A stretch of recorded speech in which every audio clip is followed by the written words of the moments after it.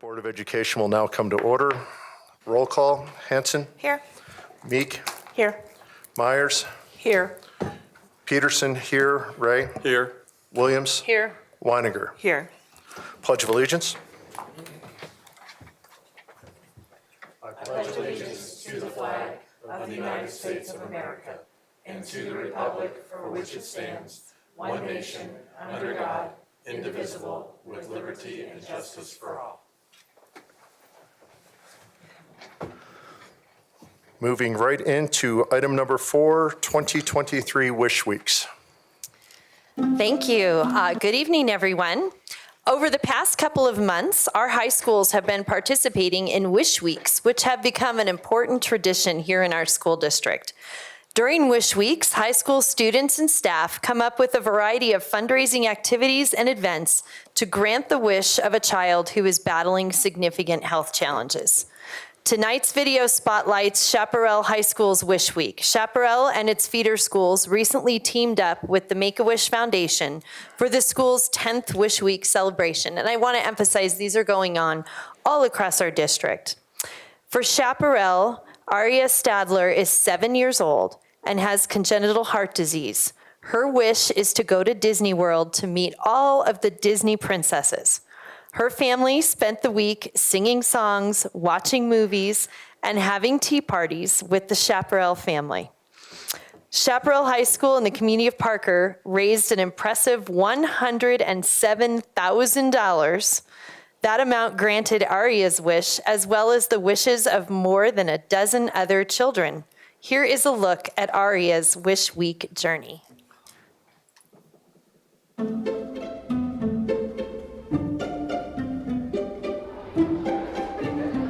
A school transformed. They did it during the times late at night when no one was around and no one was watching, and they put on a pretty amazing space. If you walk through our halls, you'll see how amazing it is. The hallways resemble the pages of a fairy tale. All in preparation for a royal entrance.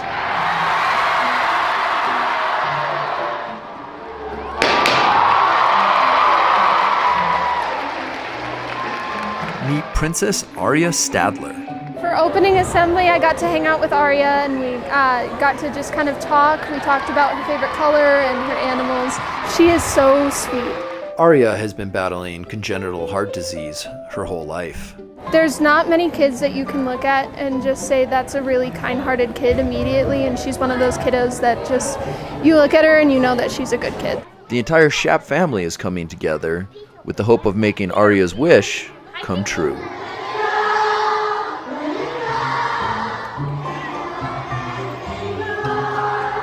There's a lot of times during the year that we're able to come together as a family and celebrate, and Wish Week is absolutely one of those.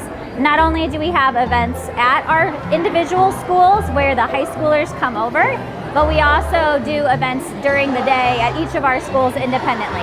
We had a pie in the face contest where our kids raised money specifically for each staff member to get a pie in the face. So we had 10 staff members who raised the most amount of money, and they got a pie right in the face, and it was amazing. We even had some of our feeder principals participate, so I got to give Mr. H a pie in the face, all for Wish Week. Raising money with one special person in mind. And Olaf! Aria, look who you were asking for! The money is great, and I'm positive that we will raise enough money to grant at least Aria's wish and a couple more. What we try to focus on is making sure the family feels a part of the Shap family. So we've expanded our Shap family to include, 3 or 4 more. It's been emotional and overwhelming in the best way possible. It's been a week where we've got to focus on Aria, but in a good way. Instead of hospital visits and doctor stuff, it's about her meeting the kids at Chaparral High School and having fun with the princesses and singing and dancing and just loving life this week. The week-long celebration comes to a close with songs,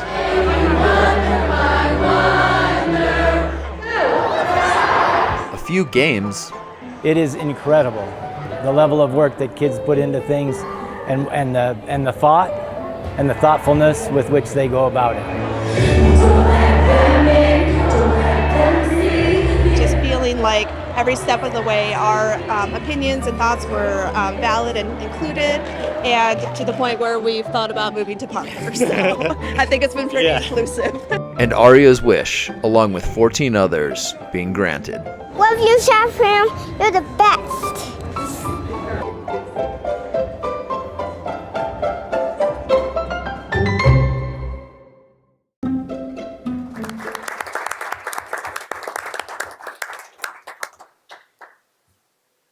Okay, I think we have some ideas for a board fundraiser to cover the entire MLO.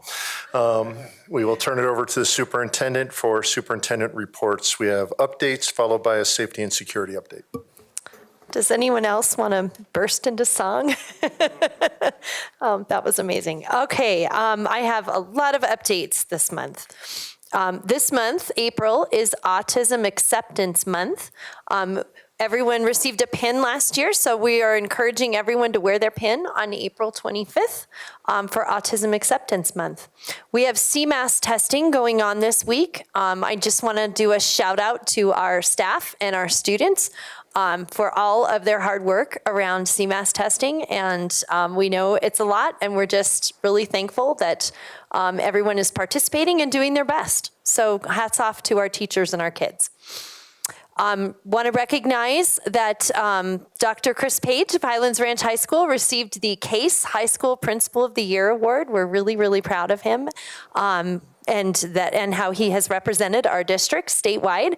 That will be celebrated formally at the April 25th meeting, but I wanted to be sure to give him a shout out tonight. And of course, our Apple Awards took place recently on last weekend. Was it last weekend? Oh my gosh, time. The Apple Awards were last weekend. First, I really want to thank the Foundation for Douglas County Schools. It was an amazing celebration. We had 625 attendees, which is amazing. And it was at our new Legacy campus, so I think people got to do what they were comfortable doing. If they wanted to sit in the theater and watch the ceremony, they could do that. If they wanted to dance the night away in the ballroom, they could do that. So it was just really, really amazing, and I'm so grateful to the foundation. And I do want to do a huge shout out to our amazing Apple Award winners. The Department Employee of the Year was Delchester Gosby, the kitchen manager at Legend High School. The Classified Employee of the Year is Stephanie Weber. She's an EA for severe needs at Thunder Ridge High School and an assistant principal. Our Elementary Educator of the Year is Erin Bidwell, 5th grade teacher at Platte River Academy. Our Secondary Educator of the Year is Erin Gilbert, Professional Learning Specialist, Gifted and Talented Coordinator, and IB Coordinator at Mesa Middle School. It was the night of the errands. And our Administrator of the Year was Michelle Frenchie, our amazing principal at Stone Mountain Elementary. And we are so proud of each and every one of our Apple Award winners. So I just want to do an additional shout out and congratulations to them.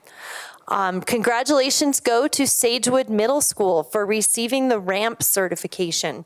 And I just want to tell you a little bit about the RAMP certification. I know when I was leading American Academy, it was absolutely our goal to get a RAMP certification, and that is no small feat. It takes years, and we were in the process of working towards that. The recognized ASCA model program, or RAMP, recognizes schools committed to delivering comprehensive data-informed school counseling programs aligned with the national model framework. The RAMP designation demonstrates to administrators, school boards, families in the community at large that schools are committed to supporting the mission of the school and the district. So congratulations again to Sagewood Middle School for an incredible accomplishment. I would like to do a shout out and celebration of our transportation staff. They have been working really, really hard to try to keep our route cancellations to a minimum. And I'm happy to report that we have been averaging less than one cancellation per day for the last few weeks. And so, and that means that people are just killing themselves. And so I just want to do a shout out to our awesome transportation staff. We are very proud to say we had a lot of our students place at the state FBLA competition, and congratulations to everyone who participated in that.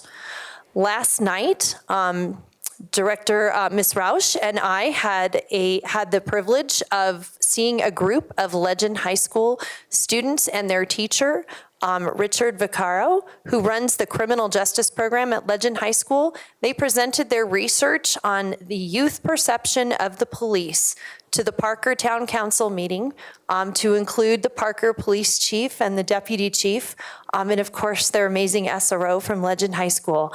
They did an amazing job. The kids really presented as if they were college students. It was very well done. Their research was very well done.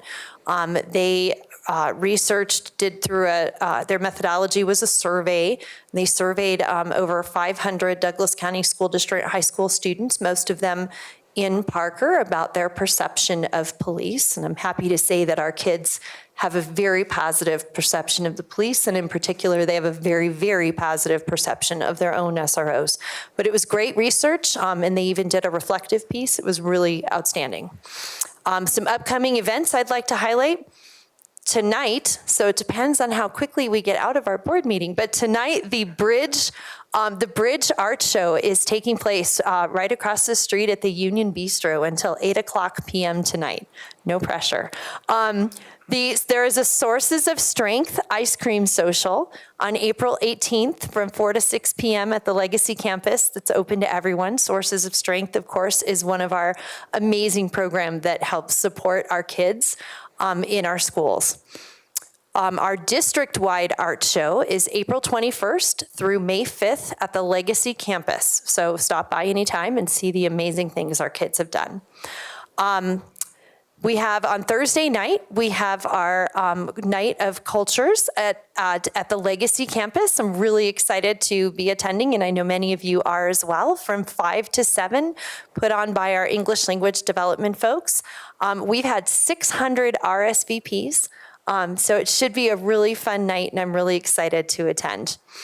And finally, this time of year, just to our public, this time of year, there are many performing arts events going on throughout our district. My husband and I had the privilege of seeing 9 to 5 at Rock Canyon a couple of weeks ago, and it was awesome. We will be seeing a play at Ponderosa later this week, so just really excited for our kids in performing arts. Okay, and then secondly, we have a safety, in light of recent events, we have a safety and security update. Director Johnny Grusing is going to give a 10-minute update to the Board of Education on safety and security in our district. And we'll also make sure to send this update out widely because it's really for our public as well. So thank you for doing this tonight, Director Grusing. Thank you.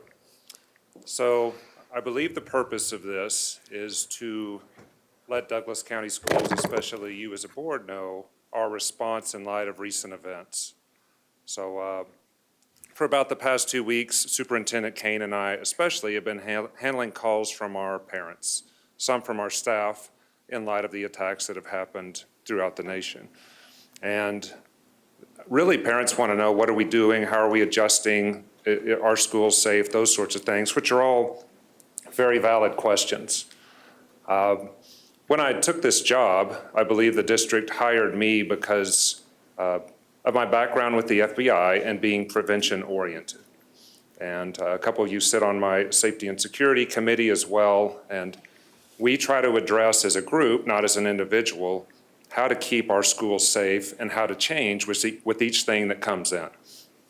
So like with Denver East, what we did with other directors was we had a conference with other security directors, we figured out what was going on, and we as a district are going to adjust our search policies to make sure there are small gaps we need to fill in. We don't just respond to events like that, though. We have ongoing projects, which you as a board have, and our county commissioners have helped fund. So those things are ongoing to harden our schools. In hearing what happens around other districts, though, I'm very fortunate to work here in Douglas County. And the reason for that is our relationship with our local departments, and it's not just the SROs inside of our schools, it's that all 4 of our jurisdictions respond on every single threat, whether it's a threat that we deem to be credible or not. And I talk to a lot of parents about this because they don't understand, and what it does is it extends our school borders all the way to the house. And when like Douglas County responds, it can be at 1 a.m. and they speak with the parents, they speak with the student, they find out whether the threat is valid or not. That student does not come to school while the school develops a plan to make students safe and schools safe. And a lot of other districts don't have those resources to where they get 100% response rate. So we are caring for the student at the same time we are keeping our schools safe. And some of us see all these safe details that come in. We don't just rely on safe details, we use trusted adults. But what I'm seeing, even especially now, is our students are stepping up, and if they see something that's not safe, they are talking about it. Makes my job really busy. But I would rather be busy than not at a time like this. And again, it's not just me, it's a team environment where I reach out to my lieutenant, the building leader, safety and security, and then also our mental health people. And we all address stuff like that as a team. And it's going.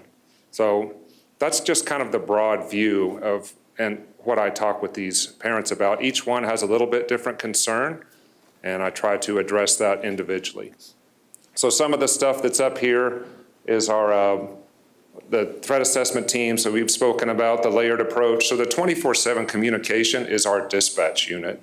And we have beefed that up thanks to some enhancements and a little bit better pay. We were really struggling for a while, but we give 24/7 coverage, and it's a two-way communication between school district and law enforcement back to school district. So that's our nerve network, and it's functioning very well right now.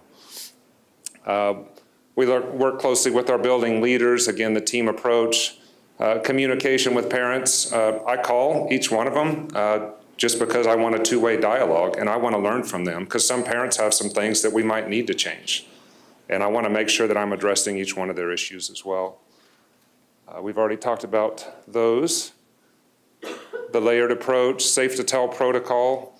So we take each one seriously, and again, it's not just one person saying whether something is or is not a threat. We treat each threat as basically, I actually called back to our profiling unit because we were, after talking with our other districts, and said, schools are still safe, right? And they said, yes, one of the safest places. They said, Colorado in general is way ahead of the curve. And unfortunately, that's because we've had to learn through experience. But they said compared to other states nationwide, our safe to tell and our layered systems are ahead of almost all the other states.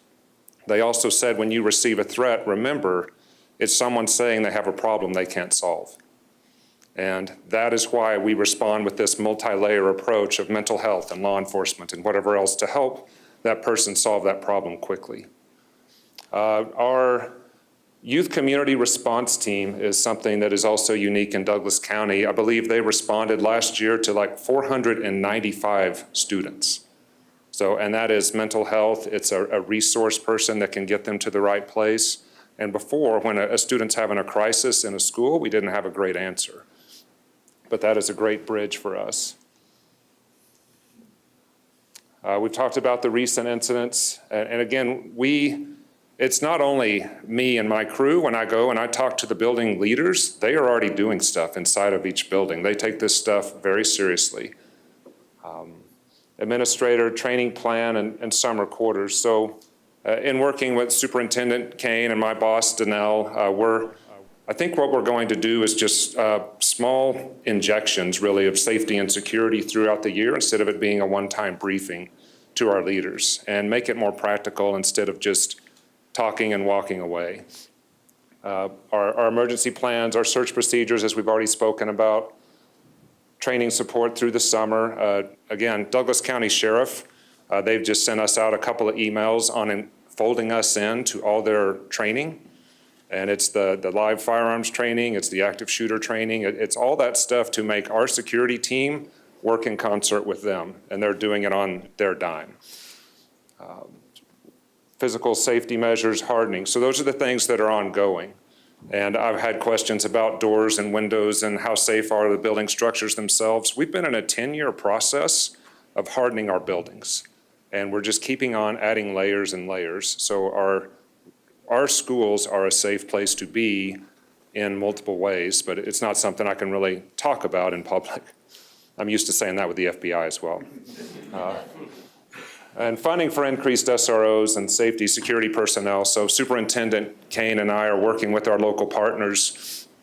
And one thing we don't want is gaps in coverage as well, because our SROs are so active in the buildings that they're addressing something or having to do a safety plan or talking to a student, is that we can even have rovers who can fill in.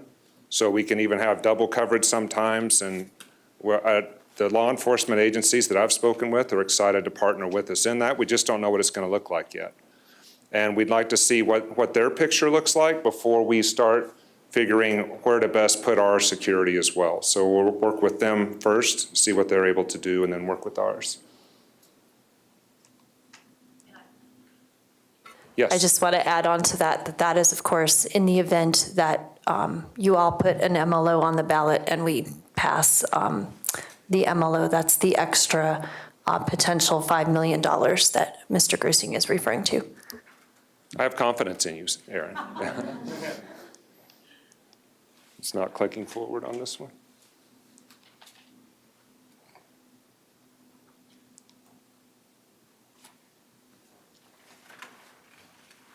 You saying I'm done? Is that it?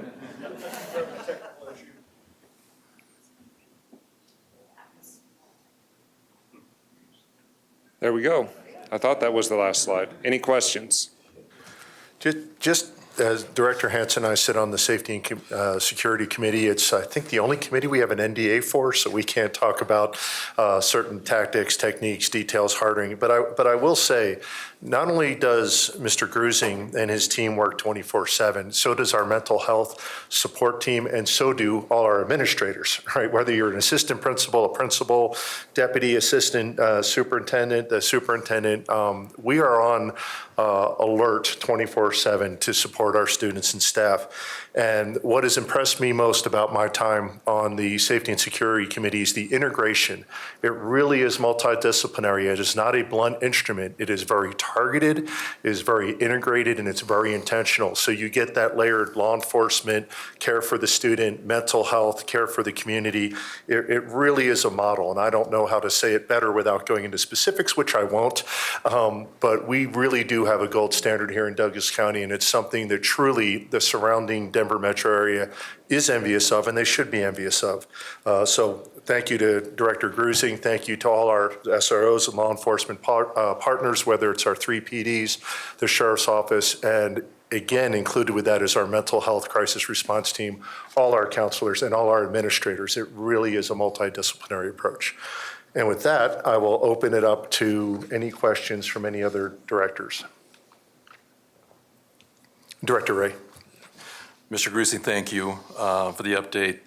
I really appreciate the emphasis on the layered approach. When I was on the board in 2018, we really worked hard to really overhaul our safe school plan policy to really include some very intentional 18 components to our safety plan, our school safety plan, and to do exactly what you're stating, to show that there's not one strategy that can be relied upon. It really takes all of those things. And so I have a couple of questions just regarding the policy. So we really have two driving policies for safety. One is policy ADD, and then one is our student wellness policy. And like I said, we spent a lot of time a couple of years ago really working through those.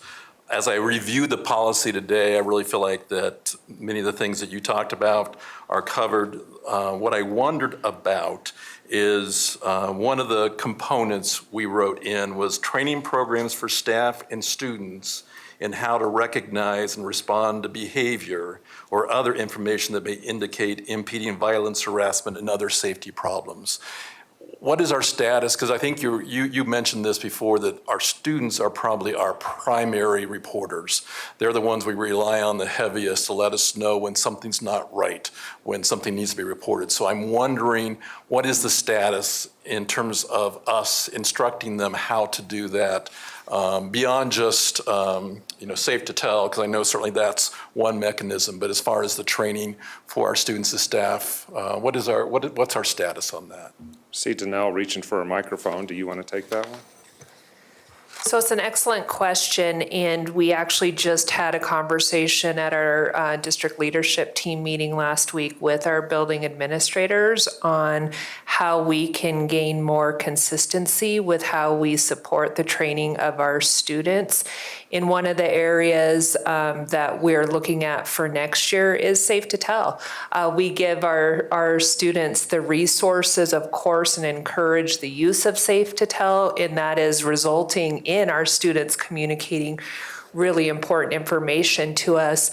But in our experience with Youth Congress and the group that met through Youth Congress, our students don't quite understand all that Safe to Tell entails in terms of what happens once information is reported, how we process it, and where it goes. And so one of the training opportunities we plan to work with our students on next fall in Q1 is Safe to Tell.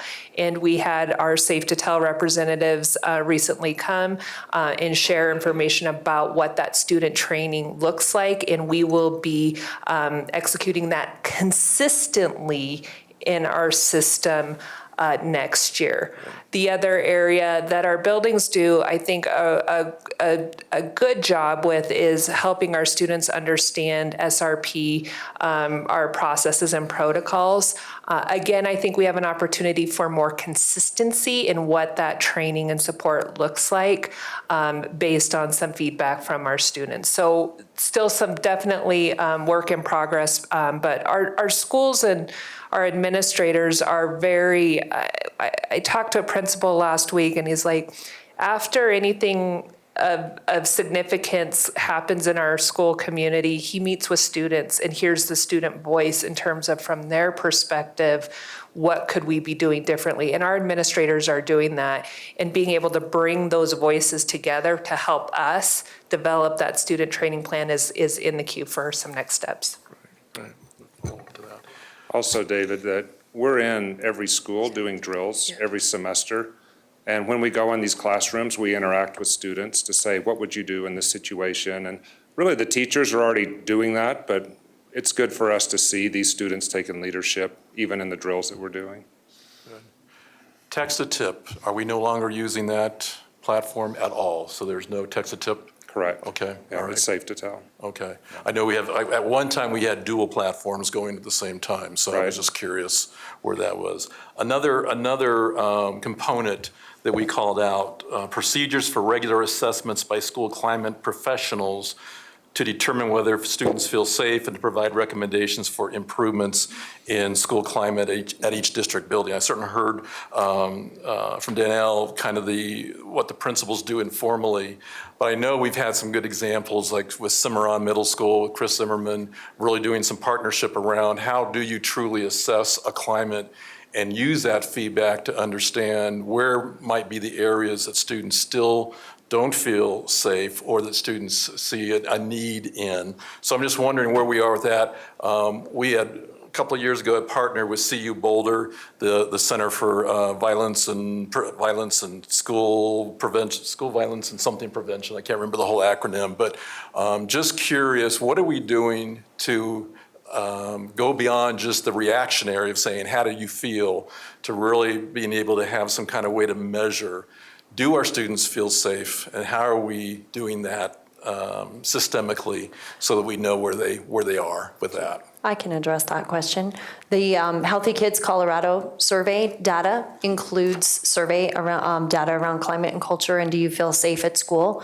And so our leaders throughout our district respond to that data to make so that they know where their students are. We report that data as part of a monitoring report. So we do have that data embedded now that, and as we've talked about before in the boardroom, something that we hope to do in the future when we have the resources, the personnel resources to be able to do it, is create our own survey instrument for our students, our staff, and our families, and that would be a very important component. But right now, the Healthy Kids Colorado survey data is very useful for us in that regard.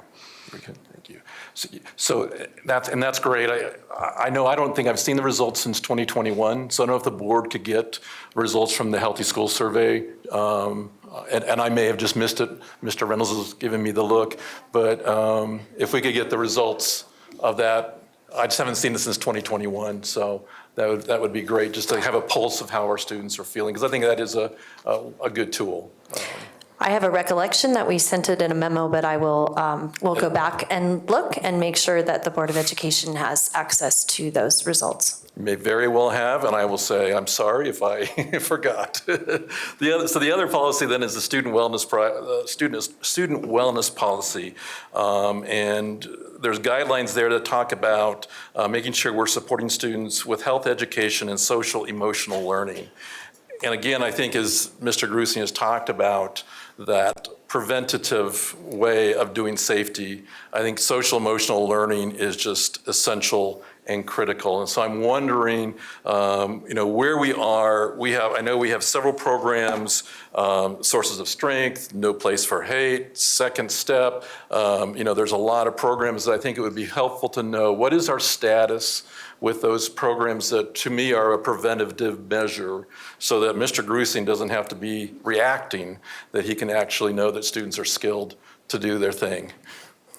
Part of our presentation on April 25th, so I'm going to ask you to hold that question. Part of our presentation on April 25th will be around the student wellness policy and regulations and our implementation plans over the next number of years surrounding that. So I think your question will be answered at that time. Sweet. Well, I will hold off and be patient.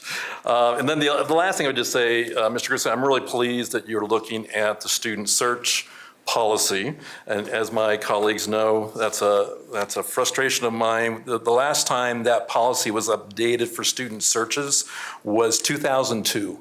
So it's a 22-year-old or 20, something like that, 21-year-old policy that desperately needs to be updated. So I'm really pleased to hear that you're looking at that. Given the circumstances we've seen in Denver Public Schools, I would just say that I would be very anxious to hear a reading and a revision to that board policy. So I think that's all my questions, and thank you. Any other directors, questions or final comments? Director Meek. So I have a feeling you're going to say April 25th, but I'm still going to ask. I've received several questions recently about the elimination of the DCSD prevention leads team, and I think the Sources of Strength falls within that programming. And so I think it might be really helpful to understand what the status of that is and reassure our community that we really are interested in continuing all of this programming that I think people are wondering about right now.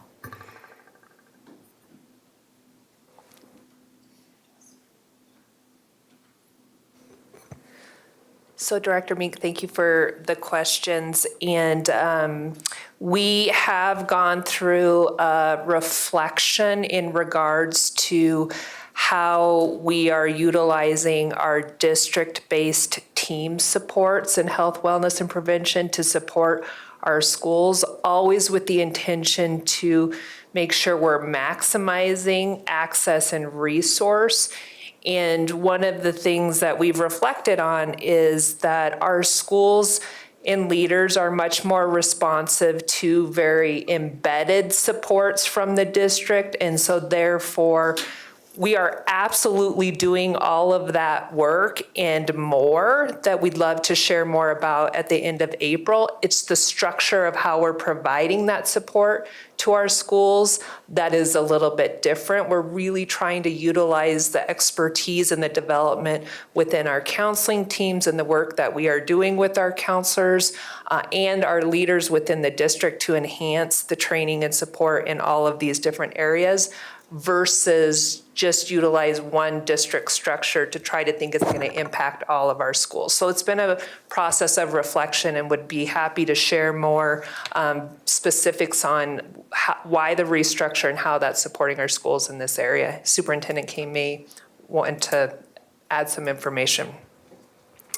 Yeah, thank you, Deputy Superintendent Hyatt, for buying me a little bit of time as I found our response to that community member's email. So I would just like to read, first of all, of course, how we structure our departments is up to our departments. They structure in a way that best meets the needs of our schools and our students, and certainly have the flexibility to be able to do that.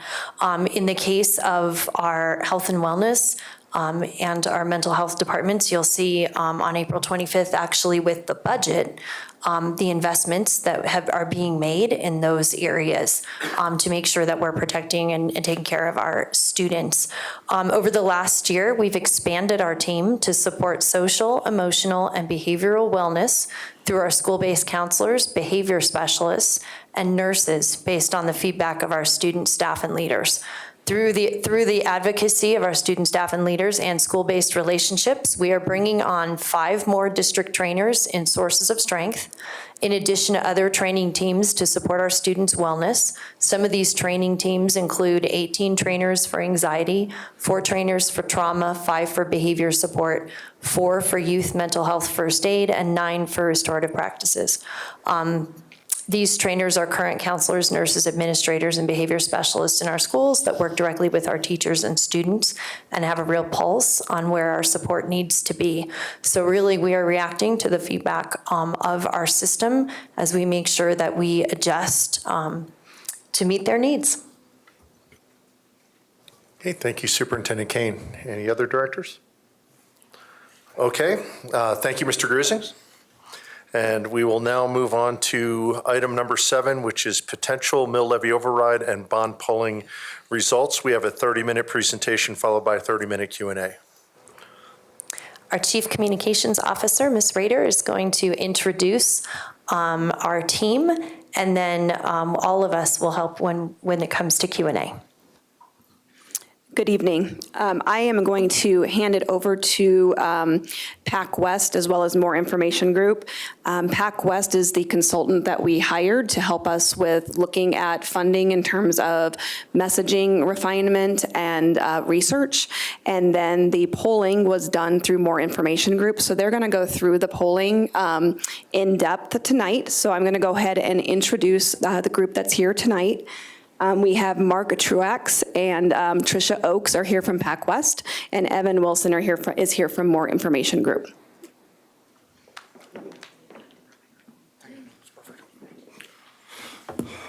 Good evening, and thank you for the opportunity. I'm going to briefly find Evan here. Evan's on that side of me. Okay. No, appreciate the opportunity on your agenda this evening to walk through this. My name is Mark Truax. I own PAC West Strategies, and we are a government affairs and public relations firm based in Denver. With me, and I'll allow Evan to introduce himself. Also with me is Tricia Oakes, as we mentioned, who's my director of operations, and will be working on this project with us throughout between now and August. Want to give you just a little, kind of set the stage a little bit before I turn it over to Evan. And Evan and I do this a lot of projects all over the United States, both of us based here in Denver. There's going to be a little bit of back and forth. Evan will go through a lot of the results. He's our researcher and our data expert. And when I say data expert, I genuinely mean data expert and really knows these numbers and turnout, things of that nature. But I want to then put it in context of how are we going to use these materials? And doing so, while that information's on the slide, how are we going to use this research? What's then coming down the pike between now and August as you all explore opportunities for these ballot measures for the bond and mill levy campaign? But the last thing I saw before I turn it over to Evan, we specialize in ballot measures and this type of work and the things that you're considering. Our firm, the campaigns that we run, by and large, are ballot measure issues, both on the yes and the no side around the United States, both large and small. So this is, when I'm looking at this from a political lens, it's not an R or a D or an unaffiliated. I'm looking at this on, all right, how do I get to half plus one? and how do we win? And in this case, for me, winning, it's working for you all to get the bond and mill levy that is potential that you'll all be considering later this year across that finish line. So as we're looking at this and considering that, please keep that in mind. But that's my background and expertise. Been doing this about 15 years, again, predominantly on ballot measures, so a lot of fun. But Evan, if you want to come up here, I'll turn it over to you and I'll provide some commentary throughout. Sure. Can we try?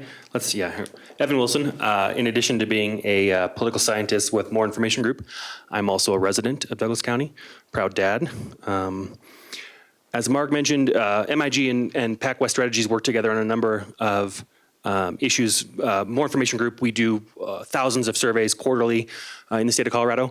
This survey you're looking at was completed March 18th through the 23rd. We called using a mixed mode approach. Most importantly, the dates there, this survey was set to coincide the weekend right after parents and families got back from Douglas County spring break.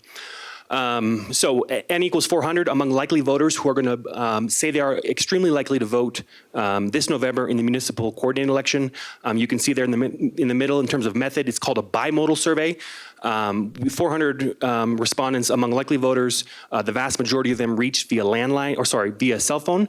And then of the 400, I believe roughly 50 were reached via landline. But in terms of cell phones, we have individuals who are reached over the phone, true live caller surveys, which are considered the gold standard for quantitative research like this, as well as newfangled.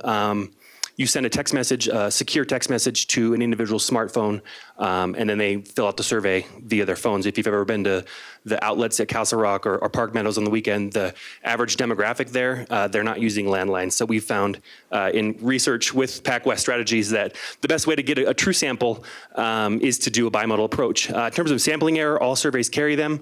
This one is a plus or minus 5% at the 95% confidence level. Just to use a brief football analogy, let's say that I can toss a football to the 50-yard line. This survey says that out of 100 attempts, 95 of those will land within 5 yards of the logo in the middle of the field. Obviously, margin of error, when we look at subgroups, whether that's within commissioner districts or among message testing versus men versus female, your margin of error will be a tad higher. I think we're going to let Mark control the... Perfect. Okay, brief overview of the demographics. As this is a municipal election, your demographics will be a tad older than they were in the general election, both in 2020 as well as 2022. You can see roughly half, I think 52% of individuals that we project will be voting this November in Douglas County are going to be over the age of 55. In terms of districts, you can see there, District 1, that's going to be Parker and Lone Tree. District 2 is going to be Castle Rock, Castle Pines, and rural south portion of the district, the county. And then District 3 is my hometown, Highlands Ranch. Partisan vote behavior, a More Information Group, depending on the survey, we will ask partisanship a number of different ways. This is obviously one of the first things that folks ask about when they see our surveys.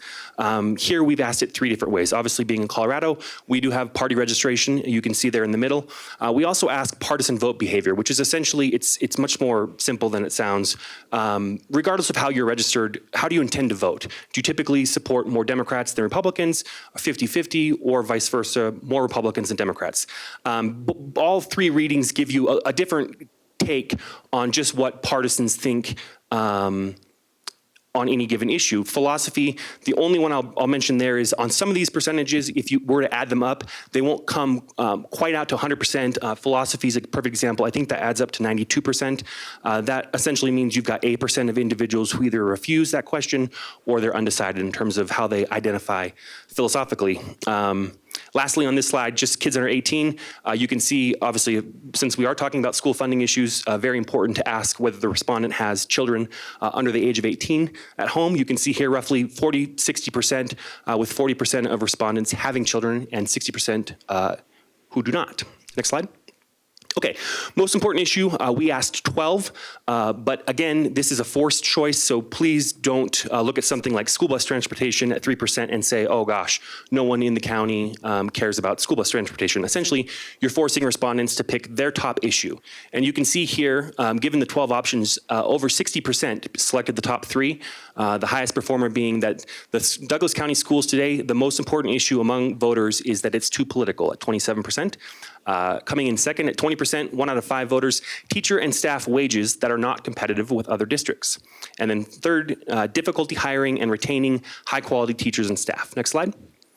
Okay, this is what we call organizational name ID. It's another way of gauging an organization's brand. We do it for elected officials. It's called a name ID or net favorables. You can see today 54% of likely voters in Douglas County have a favorable opinion of Douglas County School District, while 40% have an unfavorable opinion, 6% have no opinion or have never heard of the school district. Which I have got to tell you, I do a number of surveys for elected officials, and this is a good score. If you were a statewide elected official in Colorado, you would love to have this score, plus 14. Okay, next slide. And to that point, too, as a pollster, as a political scientist, there is a statistical positive correlation between an organization's brand or their net favorables and then subsequent ballot performance on issues that are associated with that entity. Okay, so I'll read this one out loud. It's a fun question. Thinking now about education in schools, as you may know, students are often graded A through F on the quality of their work. Using that same system, how would you grade schools in Douglas County School District today? You can see a plurality of voters, 41%, give the DCSD phenomenal grades, 41% going with A or B. 3 out of 10 voters give the district a C, and then 11% of voters give a D, 7% give failed, and 1 out of 10 voters don't know. Next slide. And Mark, feel free if you want to chime in on any of the. Okay, we are going to be showing you initial ballots, messaging, and informed ballots, but most importantly, we are talking to everyday Coloradans about issues that matter to them. And oftentimes, it's very easy in this type of quantitative research to get a disconnect between what a polling firm is attempting to ask, what clients are interested in, and what respondents give you for an answer. So one of the things we like to do is, before we get into the specifics on a ballot, which is going to include all of the statutory language, we want to ask a general question. I will read this question out loud. I won't read the subsequent ballots out loud, but agree or disagree that Douglas County schools should receive increased funding to address issues such as competitive pay, to retain and attract teachers and staff, building and expanding schools where needed to reduce overcrowding, and performing capital improvements on its current school buildings. You can see by a margin of two-thirds of voters agree that funding should be increased, 30% of voters disagree, and 4% of voters are undecided. Out to the outskirts of that box there, we're gonna look at sentiment. On any ballot test, it's important to know how many folks are answering the question saying, yeah, I kind of agree with that, or I kind of disagree, and those who say, no, I strongly agree. Sentiment is an important gauge on any ballot test, and you can see there on the far left, 43% of voters, plurality of them, strongly agree to increase school funding compared to 17% who strongly disagree. Okay, next slide. Now we're looking at a revised 5A. This language, as you see, was read individually to each respondent. It has been tweaked slightly, and I think the only tweaks involve a changing on some of the triggering language in terms of which fiscal year this is applying to. But this is very similar, almost identical language to how it last appeared on the ballot in November. You can see on Initiative 5A, which is the MLO, right now it's a +8 margin with 49% of voters saying they would vote yes, 41% saying they would vote, 41% voting no, and 10% undecided. Before I go any further, yeah, well, okay. As a pollster, we do ballot tests all the time. The thing that sticks out to me here, outside of the fact that you are 1 point off of a majority, is simply that you only have 10% undecided. We still are a long way off from both this election and 2024, and oftentimes voters will tell you they're undecided. This issue is out there. People are aware of it. They either recall how they voted this past November, or they know how they would vote if the election were held tomorrow. So the fact that, most importantly, the fact that you have both on the yes and no side, you are in the upper to mid 40s is a great sign. It's much less ambiguity from your pollster in terms of saying, well, we don't quite know. Next slide, and then I'll let Mark take over. Okay, now we're looking at the bond measure, revised 5B. You can see here by a margin of +5, 48% of voters say they would vote yes, 43% of voters say they would vote no. And then again, looking outside the box on both the left and the right, you can see in terms of sentiment, this measure itself is tighter than 5A would be in the sense of you have 19% of voters saying they would absolutely vote yes, and 22% of voters saying they would definitely vote no. The important point there is when you look at those probablys, you're looking at over half the electorate. So to give some additional context, this is as I call it, legislative and ballot measure gobbledygook. This is what appears on the ballot and is confusing, and you turn to your blue book and go, okay, and you turn to Google and the search engine and go, okay, what the heck am I voting on? That's why you see the difference between 67% and then 48, 49% that we're seeing here, and that difference going, absolutely, I want to support my schools.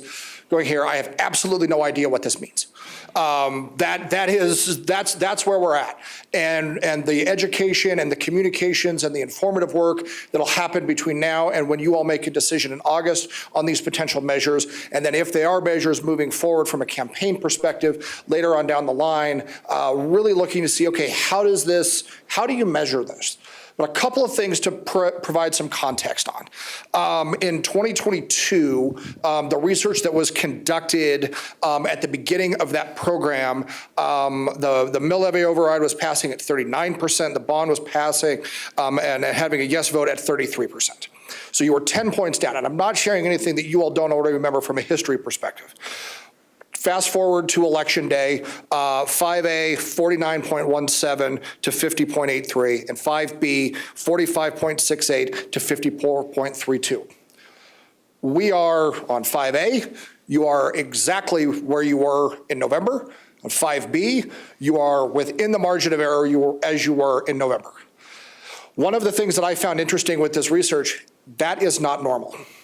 Normally, you would see the erosion back down to where we were in early 2022 in the high 30s, potentially in the low 40s. The fact that there has not been an erosion in support between Election Day of last year and spring break of this year bodes very, very well for the support levels that are there. Yes, there is a margin of error, but it's all right. Anecdotally, and I will look at this going, yeah, those are actually probably pretty strong. Because we haven't seen it. I have seen other research where 2 weeks after an election, it absolutely, you lose whatever support there is because people are no longer communicating with this. So I see these numbers. Would I like them to be above 50 right out of the gate? Absolutely. Everyone in this room would. However, the fact we didn't see that erosion that I often see in other programs when we do follow-up research, start to evaluate the next type of programs, this is very, very encouraging for you all and for us as we're developing our messaging and our communications programs. Okay, now we're going to look, so to Mark's point about getting lost in the weeds with respondents on the technicality of statutory language, we're going to break it down here. Now we're going to talk about importance of individual funding areas. You can see in terms of total importance, you've got three issues that resonate with over 6 in 10 voters, 60% of voters. I'll just really briefly, Q10, that's retaining and attracting quality teachers and staff by increasing district salaries to be more competitive with neighboring districts. In terms of importance, 66% of voters in this survey say that that is important, including 42% who say extremely important. Q11, which is increasing availability of student programming in career and technical education. Again, 65% of voters say that is very or extremely important, 24% of them extremely. And then 2, I want to highlight, and we'll move forward because I know we're time limited, but on Q13, that's a perfect example. Earlier at the outset of this presentation, I mentioned top issues and how a handful of them were in the single digits. That's not to say that these issues are not important. You can see right here, I think security on the top issues was at 3 or 4%, but again, that was a forced choice. Now when we give respondents the option to say, okay, well, how important is enhancing security and safety resources? And you can see 60% of voters say it's extremely or very important, 27% of voters say somewhat important, and only 10% who say not very important. Next slide. And I wish your director was here to be able to see this and look at it. This is, and remember, this was likely done before a lot of the incidents have happened over the last month. So that median number, that shifts things given the media coverage that has been out there. The other thing before we move forward as we're looking at this, you'll notice the way we phrase these questions. 5A and 5B, I want to package together from a messaging perspective. While yes, from a legal side, I understand and they will always remain separate on a ballot measure, but they become a slate. And this is all going to be talking about retaining and attracting quality teachers. You saw that in the earlier slide, that those are some of the top things that we need to be looking at. This is all about teachers. And it's not just about salaries and benefits and things of that. It's also about the resources. That includes the buildings that they're working in, the resources that they have. So they have smaller class sizes so that we can do things. Because it's not just on the dollars for teachers, it's also on the work environment that they have and how they're able to bring this together. You'll see this throughout the messaging that we're working through. So as I'm looking at this from a strategist and our communications team is working on it, how we're able to take these and really connect them all together and not look at 5A as one and 5B as another, and they live in their own individual silos. Talking about this together for the betterment of Douglas County School District. Evan? Yeah, okay, so now we're gonna look, we showed you what we call horizontal bar charts. Now we're gonna look at some of the subgroups here. Anything that performs over 60%, for the most part, I have highlighted. You can see here geographically, a good example being Q11, increasing availability of student programming in career and technical education. In District 1, that performs 70% of voters say that that's extremely or very important. That's 10 points higher than it is in District 2, 60%, and then in District 3, which is Highlands Ranch, 2/3, 66% of voters find that to be very important. As we are talking about school funding, there is always going to be gaps at the subgroup level. Perfect example, we will, I'm sure, talk later about partisan gaps, gender gaps too. Because we are talking school funding, you will see noticeable gaps between support levels among men and among women, and even among younger men and women and older men and women. Let's look here at Q13, enhancing safety and security resources. So among men 55 plus, that's at 55%. Among women 55 plus, that's at 66%. So there's an 11-point gap there in terms of importance by gender. Next slide. Now let's look at partisanship, education, attainment, and those folks who have children or do not have children at home, school-age children. You can see among Republicans, the top two performing messages, both scoring over 60% importance, are increasing availability of student programming in career and technical education, as well as enhancing safety and security resources. Among Democrats, the far and away, nearly 9 out of 10, 86% of Democrats say that retaining and attracting quality teachers and staff by increasing district salaries is very or extremely important. Also, the highest performing message among unaffiliated or independent voters. Education attainment, Douglas County is lucky to have one of the most highly educated workforces and voter bases, and that's thanks in large part to the teachers we're talking about tonight, as well as the folks in the building here. You can see among those folks who have a college degree or more, that's well over 60% of the sample. Retaining and attracting quality teachers is our #1 issue at 69%. Among those folks who have an associate's degree, high school diploma, or some college education but not a degree, at 79%, they want increased programming in career and technical education. So you can see nuanced differences between subgroup levels. Next slide. Okay, now we're going to look at message testing right out of the gates. I will say it to just to get ahead of any questions. We are testing now an objective movement to see how persuadable voters are on issue sets. We've seen the initial ballots, so in between the initial ballot and the informed ballot, we're going to do messaging. Here we have 4 positive messages. These messages, depending on the math, they are rotated within the battery, and then they are also rotated within the opposition battery. So essentially, if you were one of the 400 respondents who took this survey, you were just as likely to get the first question to be Q15 versus Q18, or a negative message, which we'll get into. But you can see message-wise, as pollsters, we consider anything that tests above 35% much more likely or much less likely to be a highly effective message. That's something that you can put on a bumper sticker, something that you could put in direct mail to campaigns, or depending on the time of year, that's something that would appear on a commercial. But you can see 3 of the 4 messages test right at or above that 35% much more likely threshold. I don't think we have time to go through each of them, but you can see there, 66% of voters, almost 2/3 of voters on 3 of the 4 messages are more likely to support both 5A and 5B. Next slide. So a couple of things on this. If I have 3 measures, and when I'm running programs and 3 messages that are testing this high, I'm normally doing cartwheels down the hallway, if Mark could do cartwheels. Having 3 is fantastic. But the other one that I want to draw attention to is the one here on the bottom, and there was a lot of discussion because this is explaining. This is the explanation on, all right, how are the dollars going? How are things going? And Superintendent Kane and I have had a lot of discussions on these, on how do we use it? And what does it look like? A lot of the pre-work that had been done last year has carried through to this year. So we don't necessarily need to go into all of the details. If people want to go there, absolutely. But from our top messages that we're looking at, these three really hit home. Instead of an extra dollar per week for every 100,000, I was never good at math. This is why I run campaigns. I have to get to half plus one. My eyes have officially glazed over on Q17. So how we're able to look to see, and this is why we do research, what's the best one? That last one might have worked and was very strong and important last year.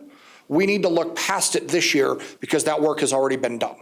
And how we're able to utilize other messages based on the demographics and the information we have now moving forward between now and August, and if you all choose to put this on the ballot in later this summer, going to the fall. Yeah, and to Mark's point, to help him out, let's see. We'll get that on the next one. Yeah. Okay, again, we're looking at anything at the subgroup level that performs over 60%. You can see a noticeable difference on Q18, 75% of voters being more likely to support that measure versus 60% in District 2, which is, again, Castle Rock and South, 65% in Highlands Ranch. Among men, you can see two of the messages, Q15, which talks about teacher salaries and the fact that we are at risk of losing some of our teachers in the absence of passage of these measures. Both those messages tested 60%. Among women, you've got two top performers, both at 72%. That's Q18 and Q16. Next slide. And then, nope.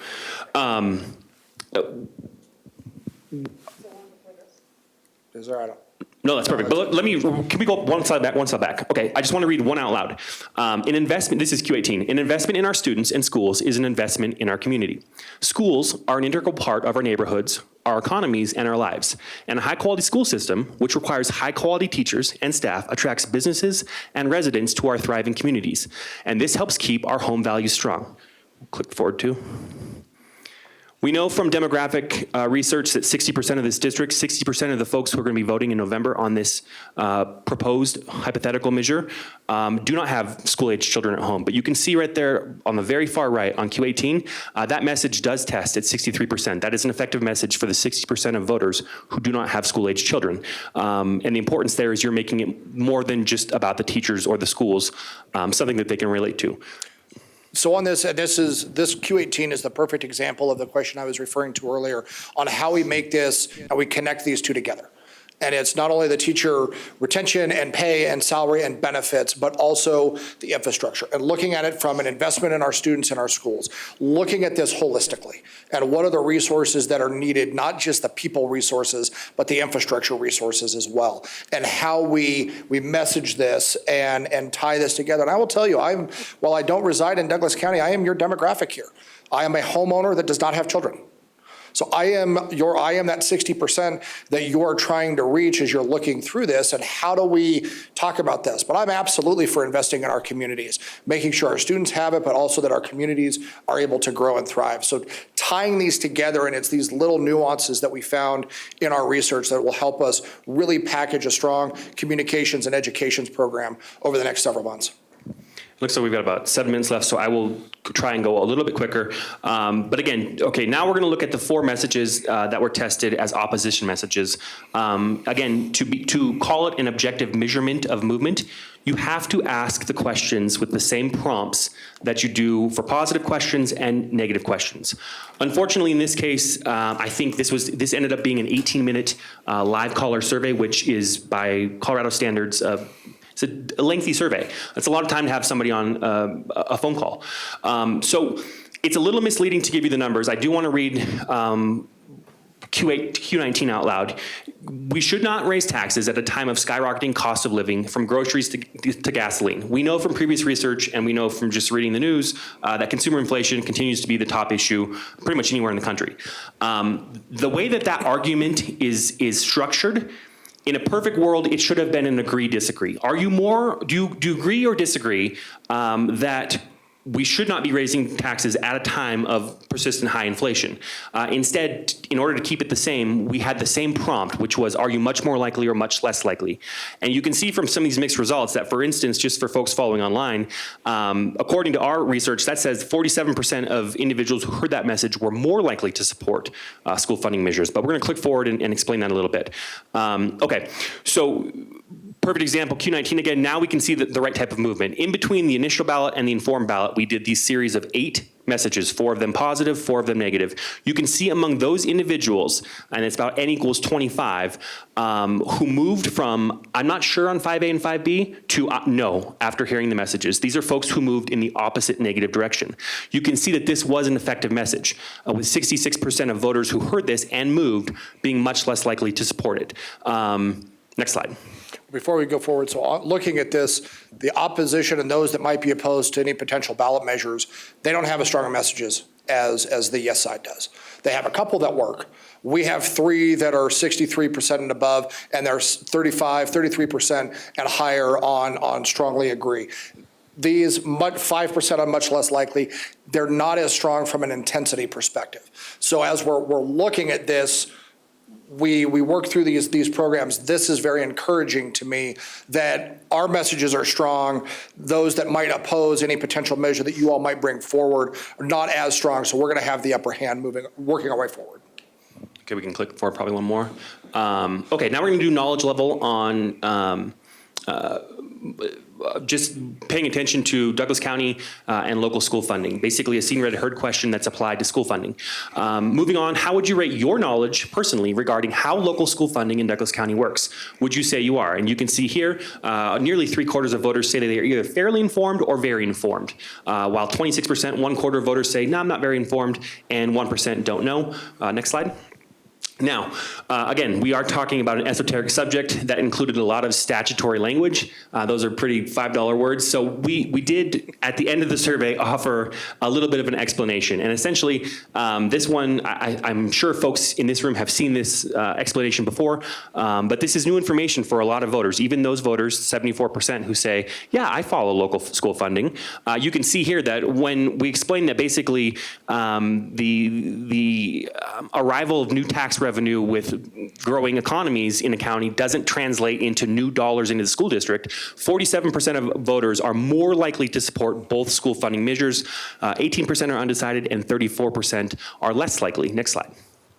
And again, now we're going to do a direct comparison with our top competitors in Littleton and Cherry Creek. As you may know, Douglas County School District's current mill levy override is $1,000 to $2,000 per student less than our neighboring districts. DCSD has 63,000 students, which creates between a $63 and $126 million gap between our school district and neighboring districts. And it is the reason that our school district cannot pay competitively. Knowing this information, 51% of voters more likely to support school funding measures, 27% less likely, and 1 out of 5 voters undecided. Lastly, and this is basically the last slide we need to cover, you can see we'll go here on 5A first, which is the MLO. We started out at 49-41, so we were +8. Following all messaging, both opposition and positive messaging, we now are at +15. We are at 53% of likely voters saying, yes, I would vote to support this measure, 9% of voters saying I'm undecided still, and 38% of voters saying, no, I will not support it. Next slide. And now we have 5B, which is the bond issue, capital improvement plan. We started out at 48-43, so we're +5. We increased our support level by 2, and we reduced opposition by 3 points. So now instead of 48-43, we are looking at a 10-point ballot margin outside the margin of error. On the informed ballot, 50% of voters, a majority, to Mark's point, almost 50 + 1, say they would vote to support 5B, 10% undecided, and 40% undecided, or voting no. So the takeaway on this, there is a path to victory on this. There's a lot of work that needs to be done from a messaging perspective overall, if you all choose to bring this to the ballot, and this goes all the way to November. But between these two slides, being able to see the movement, both yes and no messaging, which I never test in a vacuum, because no one receives only one set of information. You get all sides of an argument to make an informed decision. Knowing all of that, and with all of this, we are able to thread that needle moving forward between now, when you all make your decision in August to move this forward with the ballot initiative, and then if there is the program in the fall to get that across the finish line. So with that, I know we threw a lot at you incredibly quickly. Again, what I want to demonstrate is, one, you have a team that's standing behind you, not only with your professional staff led by Superintendent Kane and her communications office, but also my entire team, both with Evan, with Tricia, but my entire team that's based in Denver. We are standing with you and working through this, building a communications plan that I think you all will be able to be proud of as we're working through this to demonstrate the need and how we're able to message through that. So with that, I'm happy to answer any questions of Superintendent Kane if you have any comments before we do so. Nope, just thank you for doing the presentation, and we hope it was informative. Stacy and I are both here to help answer questions as well, in case you have questions for staff about our plans moving forward. Okay, thank you, Mark, Evan, and Tricia. I'm sure we'll hear from at some point.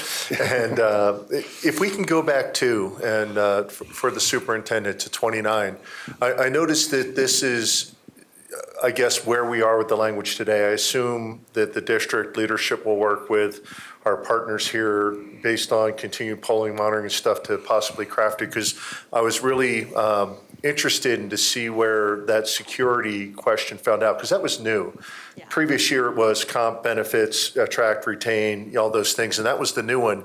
Yet on this proposed language that was polled, even though we saw a positive movement, especially in some subgroups around the security language, I don't see anything in the MLO language that was polled here that actually explicitly says and security stuff. So would you like to comment on that? Sure. This poll was performed before our last meeting, where we talked about that potential security addition. So the poll was conducted with the assumption that the questions would be the same as they were last year, because at the time that we were doing the poll, that was definitely the assumption.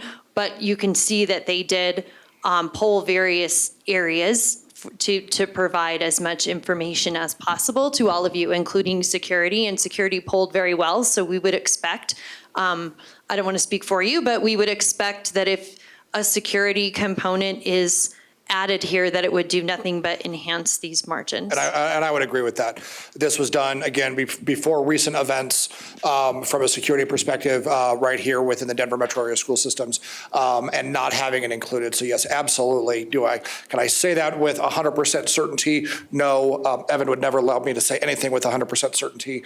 But yes, knowing that those numbers go up, this also gives us a really good baseline to operate as to where we've seen and where we have, and knowing if this is, and we're only able to add additional positive items on top of it, based on your guidance and the direction from the district, will allow us to increase that favorability. Okay. Other questions from other directors? Director Meek. I was just wondering, why can't we use last year's May polling as a baseline? I feel like a lot of the questions are the same. So are they comparable? Was that something that you looked at all? There's a lot of things that we looked at, and I do, and in concert with Evan and his team, we do considerable polling every quarter in Colorado for a number of our clients. Yes, they are comparable, but I want to see how the track is. I want to see where the movement is, the increase with security this year, the change from not talking about it on what I call the nuts and bolts perspective of $100 a day for this is going to equal this math equation, and being able to equate that out on a calculator. How we're able to see and what the shift is. Also, this year is a completely different electorate. If you move forward for a 2023 ballot, it is an odd year ballot. There is likely not to be many if any, statewide ballot initiatives from a tax perspective on. So your turnout's going to be a lot less compared to a governor's race, 5 statewide races, a U.S. Senate race. So how we're able to then model and make sure that the weight is correct on those to see where it is. So I appreciate the question, but this gives us a true baseline of where are we operating today, getting ready to move forward versus 18 months ago. And if I could add to that answer, I know I had this question, and so I had to have it put in lay terms for me. So let's see if I can be helpful. When the number you polled 400 people, I believe, the 400 people were all people who said they were likely to vote in November of 23. So anybody else that they talked to, they dropped before they got to the 400. So this 400 is representative of the demographic that will be voting in 2023, which could look quite a bit different from the demographic that was likely to be voting in 2022. I needed that explained to me at least twice. So, in case that's helpful information. And just to add to what Mark and the superintendent mentioned, just a little bit of math. In November 2022, so if we go back and look at the May 2022 survey, you would have been looking at a likely universe of roughly 185,000 voters. This measure 5A, I think, was decided by 2,495 votes, which is even as I can statistically tell you that that's tight. This sample, the November 2023 sample, to the superintendent's point and Mark's point, worlds different electorate. We are looking here at about 131,000 voters, which is roughly 50,000 less voters. And so you want to make sure whenever you're surveying that if we could have used the May 2022 baseline, we would have, but the midterm electorate versus the municipal coordinated electorate in Douglas County is substantially different. And Director Meek, if I may just add one other item, that allowed us to look last year to say, all right, we had already moved at 10 points, so we knew where that was and there wasn't that erosion back. It's kind of along those lines. I was really hoping that we would be looking into a question that would help us understand those who voted no, if we would understand why they voted no. Was it the economy? Was it a belief that the district doesn't truly need funding? Was it trust in the board? I mean, I was really hoping we would be able to dig into that a little bit. That's a great question, and one that we had a long conversation about both in our interview process and subsequently since. One of the things that we are doing that was additive on top of this is we're doing focus groups in 2 weeks. Next week. And to be able to ask that question of why. It's really difficult to do that in this type of survey. It's also incredibly expensive to do open-ended. To be able to ask the, okay, but why? And so one of the questions that we're going to be looking at next week with residents of Douglas County in full moderated focus groups is, did you vote yes or in 2022 for the bond and mill levy? If yes, why? And if no, why not? And to be able to get that information. And I don't want to dwell too much on it. I know you all are very interested because it was such a close election. But we do want to be able to capture that to see, okay, what can be done differently moving forward? And those focus groups will allow us to do some additional message testing and refinement, but also ask the, okay, but why? And really get into that and do so in a meaningful way for the district. Great question. Evan, anything to add on that? No. Okay. Other directors? Director Ray. Yeah, first of all, I really appreciate the advocacy of meshing the two initiatives together under one message. I think that makes a lot of sense to me. What I'm wondering, I think, we certainly saw that the bond failed significantly more in terms of votes than the MLO. And I think there was some thinking that we were able to present a bond that was tax neutral, and that was kind of the selling point. We were hoping to make that initiative look more attractive. Do you see any problems from your analysis, though, as we combine these two? If we continue to have a bond that maybe is close to being tax increase neutral to an MLO that does require tax increase, do you see that there is some confusion in our voters with those two different messages? Director Ray, I appreciate that question, and no, I don't. And the reason I don't is Q18 that Evan and I spent considerable time on the investment in the community. Understanding that an investment does cost money. And how we're able to tie this, that this is a long-term investment, whether it's tax neutral or if there is some additional tax items on top of that, how we're able to holistically message this around the betterment of the community and making those connections. There's a lot of nuance that we're going to be working through both between now and August when you all make your decision and then moving forward from there. But for right now, making those connections and understanding the demographics within Douglas County and their commitment to long-term investments and thinking their way through that within the communities in which they live and work. I don't have that pause because we're coming one level up from a more granular level that had been talked about previously, and we were able to see that in the research. And if I could add, we also had a long conversation about that. And would that, if we completely separated them and really sold the tax neutral bond, would that be helpful? And what Mark responded to me was that based on their research, it doesn't matter. The actual $1 per 100,000 or 92 cents per 100,000 or whatever it is, that was surprising to me because I feel like that matters. Like it matters to tell our taxpayers that it's actually, a trip to Costco every year or whatever it is. But their research really found out that it just doesn't matter. The persuasion on the side of we need to invest in our teachers and in our kids' future was so much stronger than if it was $2 or $12 or $1,000 or anything. Did I capture that appropriately? You captured it perfectly, and it gets into the old adage: if you're explaining, you're losing.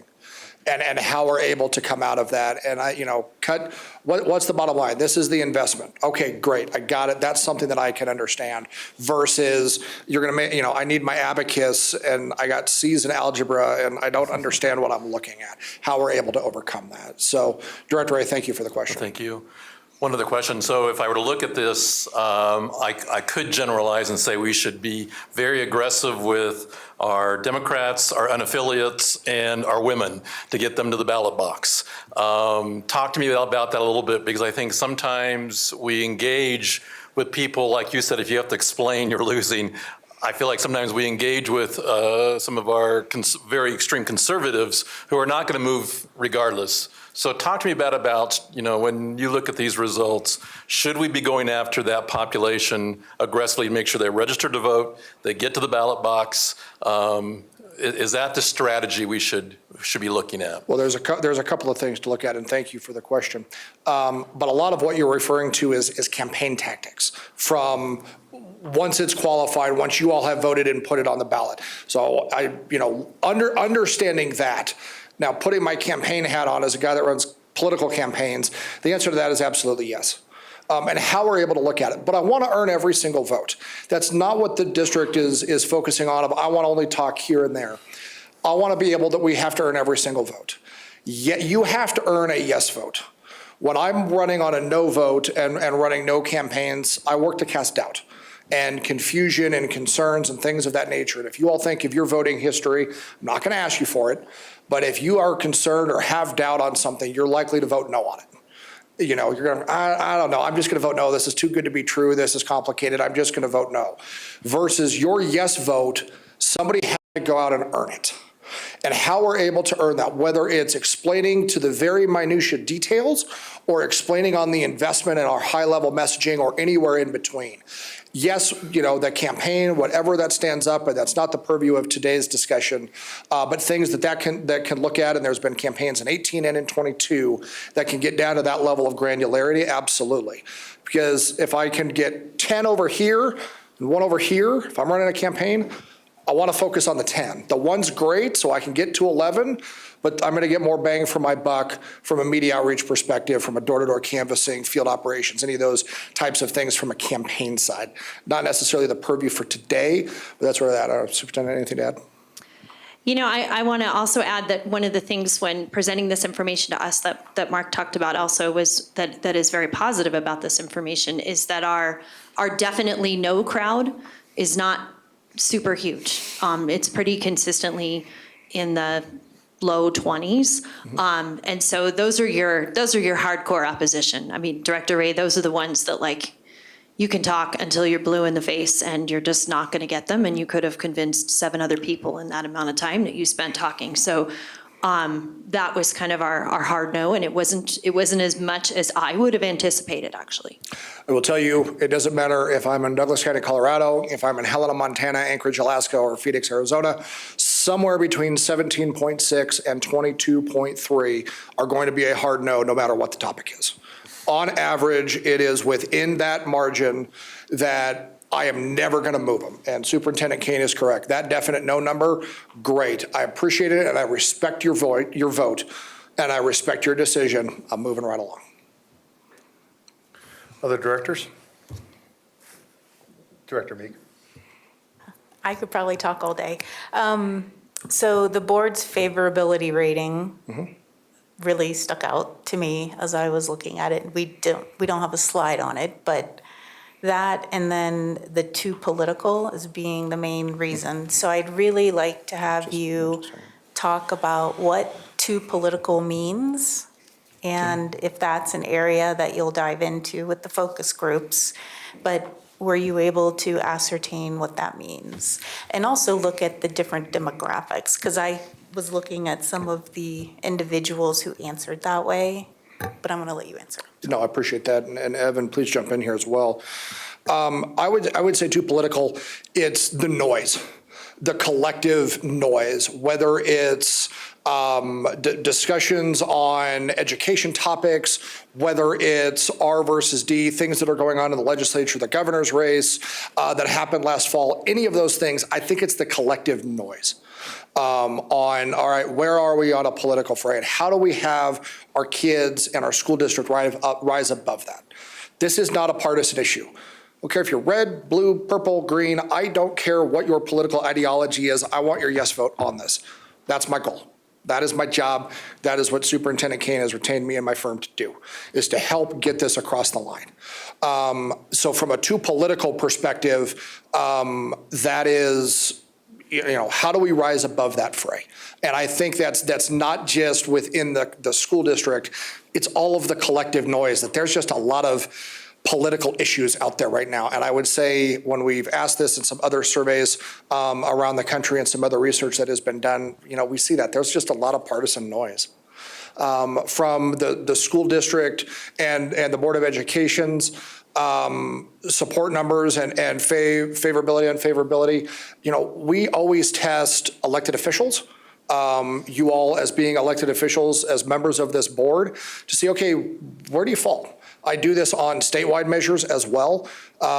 We test the governor, we test the U.S. Senator, I test the President of the United States, because then I can look at it in those larger surveys. All right, am I in line with what I'm seeing in other public opinion research? So I know that my methodology is correct. And that helps me on my statewide levels. For you all, I wanted to look at it. I just need to understand where everyone is. We tested the sheriff's office, was also one of the ones. We didn't go into those details this evening. Test absolutely through the roof. I believe it's at 78% if my memory serves me correct. Absolutely through the roof. So as we're looking at that, talking about what your safety director and your community resource and your school resources officers are working on and doing, and the leadership that Deputy Superintendent Hyatt are putting together, how we're able to talk through that using those resource officers. I just want to know what's out there in the community. Yeah, so Mark, we were 32% favorable. So ours was astonishingly low, honestly. And so I think us as a board, we really should be talking about, are there things we can do to help improve that favorability rating? And so I think really understanding what those items could be really effective for us moving forward. And the too political piece, when you look at the individuals who gave these ratings, many were parent. They were the age group of those that would have students in our school district. And you're right, it really was across political parties. I think 50%, well, anyway, it was very much across political parties. So I think for us as a board, really understanding, are there steps that we can take to help improve those ratings, are steps we should take to improve those ratings. So I know there's a lot of noise out there, but I don't accept that there's nothing we can do about it. I think we as a board should be talking about what we can do to improve those ratings. And I appreciate that. And there's and we'll work with Superintendent Kane and identify some of those opportunities and work through her office to get things moving. Thank you. For the superintendent, now that we have the consultancy, which I think is a great add to the team here around everything that they do, the polling, the language, hopefully we're going to get some help on maybe some voter guide language as well, in addition to the ballot measure. What is the relationship currently, or what is the plan forward with the consultancy, the district leadership team, and our committee, the MBEC? How are those three entities collaborating and coordinating together to make sure we're unified and aligned in where we're going? So the consultant was retained by staff at the request of the Board of Education. You may remember from our December retreat. And their job from a district perspective is to help us most effectively educate our public on these issues and understanding what resonates really well with people in terms of educating our public, how we're outreaching, who we're outreaching to, and what our messaging looks like as a district to really do our educational piece. And all of this polling is a data point for all of you as you're looking at the November ballot. The great work being done by our Mill Bond Exploratory Committee, they have access to these results and did as soon as we did. But it's a data point for them of many data points in their coming to you all with a recommendation. They've collected much of their own information, so all of that just gives you all more information as you move forward. So on the staff side, we will continue to work with PacWest on our education and outreach, especially as we get into this the summer timeframe and how we're really getting out to the 60%. That's where we are really excited about working with them and in terms of our messaging. And I will tell you a couple things that you didn't ask, but I'll tell you anyway. A couple things that stood out to me. One was the 67% support more funding for our district. That, to me, that is absolutely tremendous. And the strongly agrees versus the strongly disagrees is tremendous on that as well. And I think that from their messaging, one of the things that Mark has talked to me about and to us about is as we're shifting now from more of an informational campaign, because we've done this shows that the information of our needs and why those needs are there is really out there. So now we're shifting to more of a motivating everybody to want to go out there and do something about it. And so that means that things like my buckets, they tested my buckets, and the buckets aren't as persuasive as they were last year because the information is already out there, so they don't want to hear that again. And so the buckets will be slowly transitioning out of our education piece because it's the explaining piece. It's the details that people just don't want. They just want kind of the bottom line and really that messaging around teachers and schools. And we wouldn't be, having done all of that groundwork has helped get this 67% at least was Mark's analysis of it. So that was a little bit of just my reflection of as we move forward. So our job in educating is going to look a little different than it did last summer. And we're excited to engage with PacWest in helping us with all of that. And they'll also be helping us with communications and letters and what kinds of things and who are we reaching out to Director Ray's point. All of those things we'll be working on. And then once you all make the decision, if you make a decision to go, your go or no go decision in August, then Mark's firm can continue with the campaign issue committee if the issue committee so chooses, or not, or whatever that works out on the issue committee side. So I think, did I get your question? Director Weiniger. Just to add more of MBEC, what they've seen as their task is really concentrating on those closest to the district, so committees, SACs, teachers, and surveying them and seeing their gauge on MLO and bond, because what they've realized is if you have high participation and motivation there, then that's what's spreading out to the community. That's the messaging that the community will hear. So they've done great work there, and they'll use this obviously to add to their presentation, but just to show where they're more focused on, and they've been doing a great job. Other directors? Director Ray.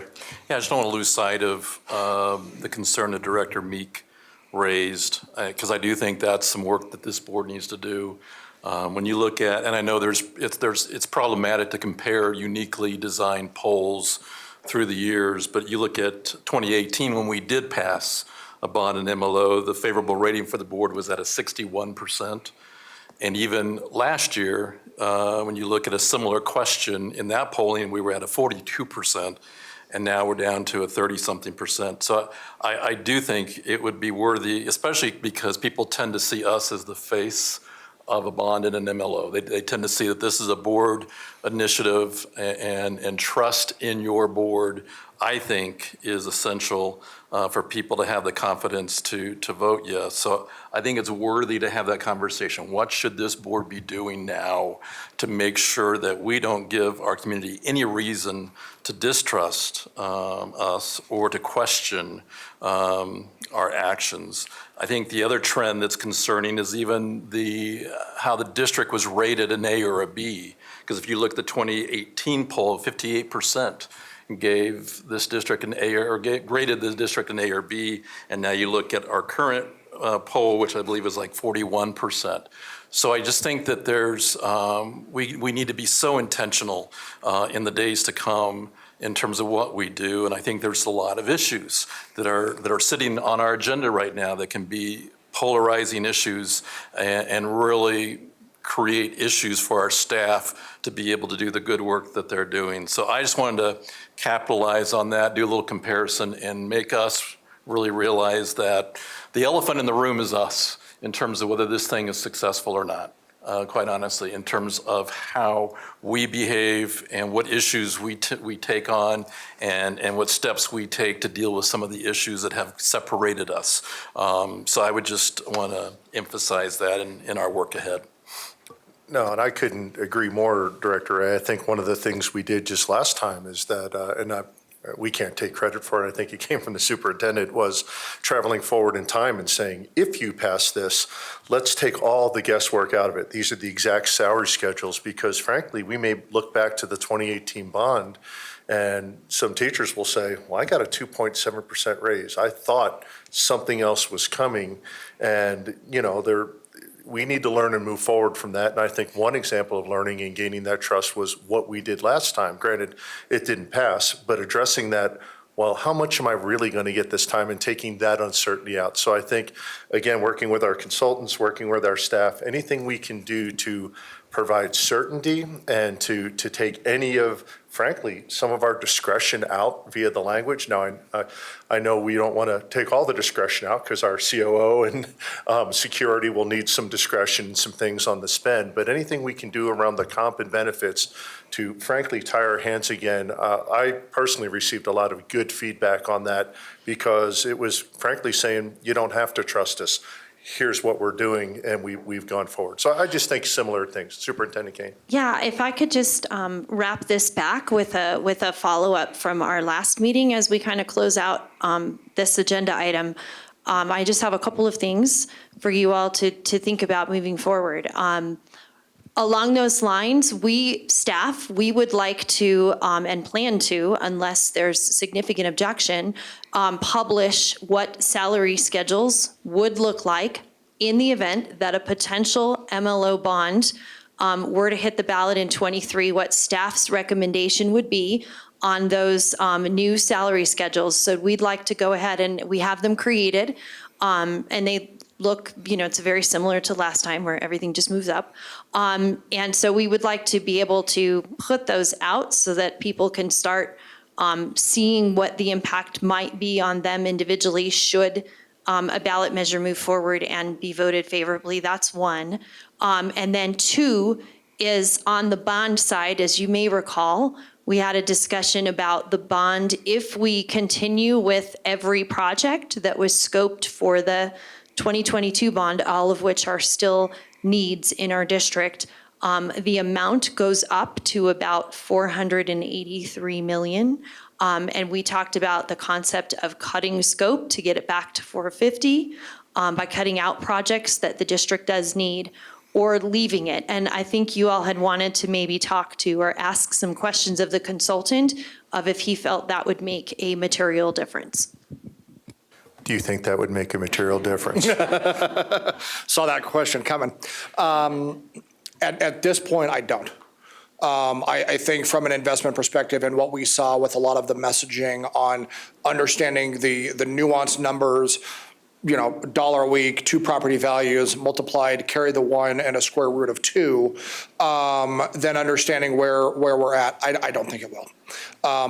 Now, I want to do additional research, things that we're going to be asking in the focus groups moving forward here next week, just to say, okay, Director Meek, to your question, okay, but why? And if yes or if no, but why? And that's what I love about focus groups, is we get to ask those follow-up questions, which are impossible to do in a scripted phone survey, like what this first set of research that we did. So I think this becomes about the investment. And if I can really quick just dovetail off what Mr. Truax said, one of the luxuries that we have as consultants is we get to pour over what's called cross-tabular data. But just to use this as an example, you can see here, we've talked about this already. It's safe to say that the 41% of likely voters who give DCSD an A or B, they're not giving you an A or B because of your stance, forward-looking stance on the MLO or the bond measure. They're giving you that grade because of a million other things, right? Simple math dictates, and I realize we've talked about a lot of numbers tonight.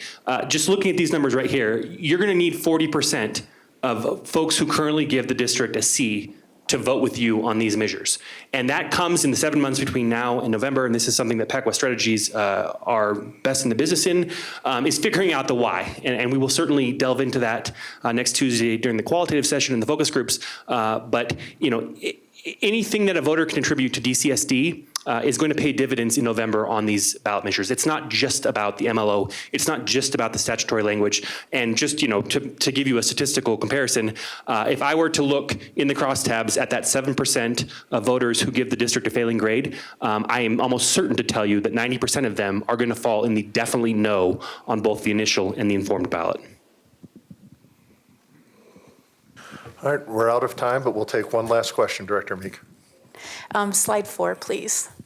I think what I would really appreciate having, even if not tonight, would be the cross-tabular look at the 2 political question, because I really do feel like that's what we need to dig into to try to understand so we can make decisions as a board moving forward that will help build trust with our community. And I noticed we didn't ask a trust question like we did a year ago. But I mean, it's been a year since the last polling, and our rating as a board has gone down, and some other ratings have gone down. And I think we really need to figure out and dig into whatever it is we can do moving forward. And I think the focus groups will be a great opportunity for that. Absolutely. And don't forget, we're looking at we're an apples and oranges comparison between this year and last year. It's not quite apples and Chevrolets that often we see when we're comparing research because of the different voter makeup that we had to do with our screen at the top of this survey. But yes, we'll work to pull the tabular information and work with Superintendent Kane's office to answer that question. Thank you, Director. Okay, thank you, Evan, and thank you, Mark. Thank you all for your time. And let's make it 15-minute recess, and we will reconvene at time 57.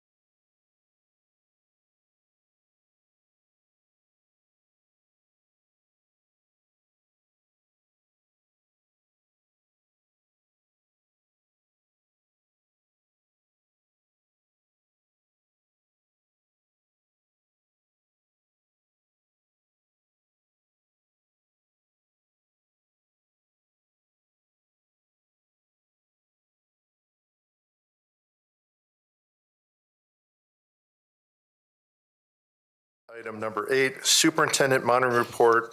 And number 4, Collaborative Parent, Family, and Community Relationships. 20-minute presentation, 20-minute discussion. Okay, thank you.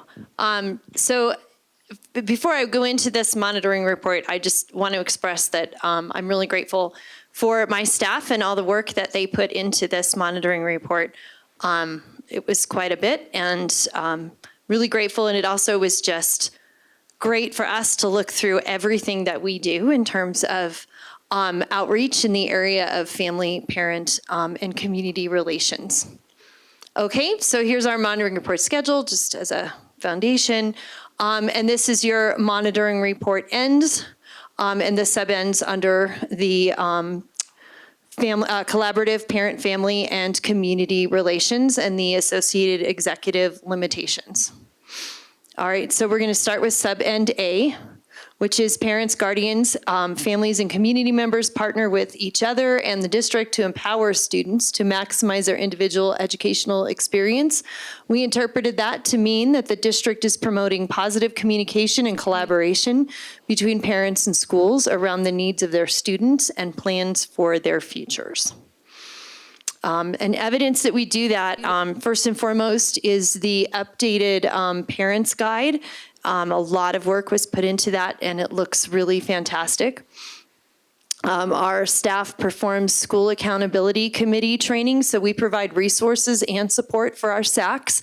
We performed regional trainings all during the last year and have updated the school accountability handbook, which I know we used a lot in my schools, and I know that our schools use that a lot. It's a very great guide. We've done a lot with engagement. Our staff provides avenues of communication and collaboration in support of parents, students, and staff. A lot in terms of school communication support. That's actually something that we have worked to enhance this year. We have staff that are dedicated to support our schools with their websites and their communications to their families, especially around even just the last few weeks. The communications department has been working around the clock to support our schools with communications that were specific to what's happening in their schools where they need help. Okay, sub end B. Did I miss a whole page there? Oh, I'm sorry, I missed something, I think. Oh, sorry. I always get my directions backwards on these. I don't know why. It's just a thing. Okay, I guess not. Yep, there's what I missed. So also in terms of the community and collaboration, the 8th grade Career Expo, we had a record number of attendees this year, and we had career and technical education programming from across our district and across our high school buildings participating in the 8th grade Career Expo, which you may recall was at the Legacy campus on November 2nd. I believe our attendance was somewhere around 600. It was great. I'm sorry, not 600. We had all of our 8th grade classes basically took transportation. And in the same way that when you all looked at the expo of our career and technical education, our 8th graders got to go interact not only with our career and technical education pathways, but also with future employers like Lockheed Martin and a variety of firms in all kinds of areas, from healthcare to space and engineering, to culinary, et cetera. So the kids got to go through and look at those different career options, but also had the connection to what we offer in their high school experience for them to get to those options. Our post-secondary readiness programming, we've provided updated information about our post-secondary readiness programming. We've pulled our programming options together and are advertising them across our schools in ways that we have never done before or haven't done in a long time. And that's where we had that expo where 600 people from families came to see everything that we are offering, again, across our district. So we've really pulled that together so that we're communicating in a unified way. Our family, school, and community partnership collaborative, we participate as an active participant with the Colorado Department of Education's Family, School, and Community Partnerships Collaborative. So our director of Parent, Community, and Civic Engagement, Allison Roush, participates actively in those meetings with the Colorado Department of Education. Okay, sub-end B, collaboration with community, business, government, educational, and organizational leaders is sought to provide opportunities for students to create positive change and promote service in our community. We interpreted that to mean that the district partners with the community to provide service, learning, and employment opportunities for our students in the community. And so we have required community service hours. So part of the monitoring report reports out what those required service hours look like, and also the percentage of kids that exceeded those hours and what those what that looked like. The career and technical education programming, again, that's a state designation for rigorous academic programs that offer a clear program of study under a qualified credentialed teacher that integrates real-world learning. So all of our programming allows those opportunities. Our concurrent enrollment programming also allows those opportunities. We also offer work-based learning programming opportunities for students. And that's something that we do very actively in our district. And in fact, our new Vail campus is very much based around the work-based learning philosophy, but it's something that we've been doing for quite a while. And Veterans Day celebrations are held each year to, again, as part of that collaboration and to honor our families that have veterans. Wish Week. So again, Wish Week is that promoting service to our students. We just watched that Wish Week video, and Wish Weeks happen throughout our district and really promote that idea with our kids of thinking of others ahead of themselves and how they can serve others and think about the needs of others. Strategic partnerships. So we've developed a lot of strategic partnerships to ensure we're creating a talent pipeline. We work regularly with the partnership of Douglas County governments and our Chamber of Commerce and Economic Development Council partners as well. All right, sub-NC, schools are the center of community learning, entertainment, and gathering. We've interpreted that to mean that the district actively seeks opportunities to bring communities together, centered around our schools and our students. So we do that through school communication engagement support. Again, our career and technical education pathways, and that mentioning that expo put on by the foundation and the district accountability committee. And again, our 8th grade career expo is also evidence of that. Collaborative parent, family, and community relations. Multiple effective pathways for communication are available to all parents, guardians, families, community members, and district employees, and are conducted with respect and kindness. We've interpreted that to mean that we have systems in place to provide timely, transparent communications and establish two-way feedback mechanisms, and the importance of that two-way feedback. And so we've done that in a whole number of ways. Our communications staff communicates consistently through a whole number of avenues that are all listed there that provide transparent communication in lots of ways for our constituents to get information. As far as the feedback goes, we have so many ways for two-way feedback. The Superintendent's Teacher Connect group, the Employee Council, Equity Advisory Council, Douglas County Special Education Advisory Committee, Gifted Education Advisory Committee, our Safety and Security Committee, our board committees, our leadership team meetings. That's a huge way of two-way feedback. Our administrator meetings, our superintendent town halls, special education talks, parent engagement events, and surveys. And listening two-way communication, of course, we are always soliciting feedback from our community. And they give us that feedback in a variety of ways. We have a feedback form on our website. Of course, we get phone calls and emails, and we're always looking at that feedback. We have Let's Talk in transportation.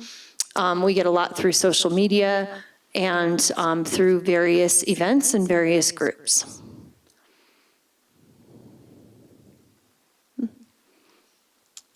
And now I'm having the same trouble that he was having.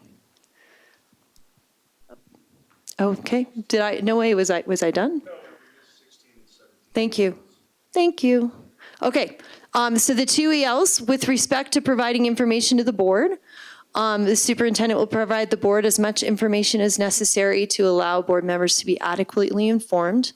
And so we interpret that as consistent, timely information for the Board of Education. So you all receive superintendent updates from me, usually about weekly. And through, of course, Board of Education meetings, we're keeping you updated, as well as formal memorandums, our Superintendent's Week in Review, and we have one-on-one meetings.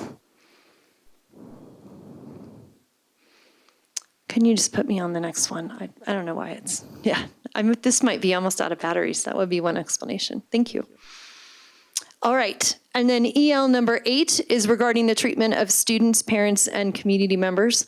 With respect to staff interactions with students, parents, guardians, and the community, the superintendent will take reasonable steps to ensure conditions, procedures, actions, or decisions that are lawful and in compliance with board policies, which we interpret as we will provide professional development and resources regarding our superintendent regulations, expectations, and climate and culture norms. And so we have mandatory training for all of our staff, and actually we'll be talking a little bit more about that at our next meeting. We have the superintendent climate and culture norms. I actually did a live stream at the beginning of this year to all staff across our district as we launched off the school year pertaining to those norms. And then our employee guide lays out our expectations for climate and culture and communications with parents, guardians, students, and community members. And my last one is probably questions. Okay. And do you have any, can I answer any questions? Directors, any questions for the superintendent on monitoring report for N number 4?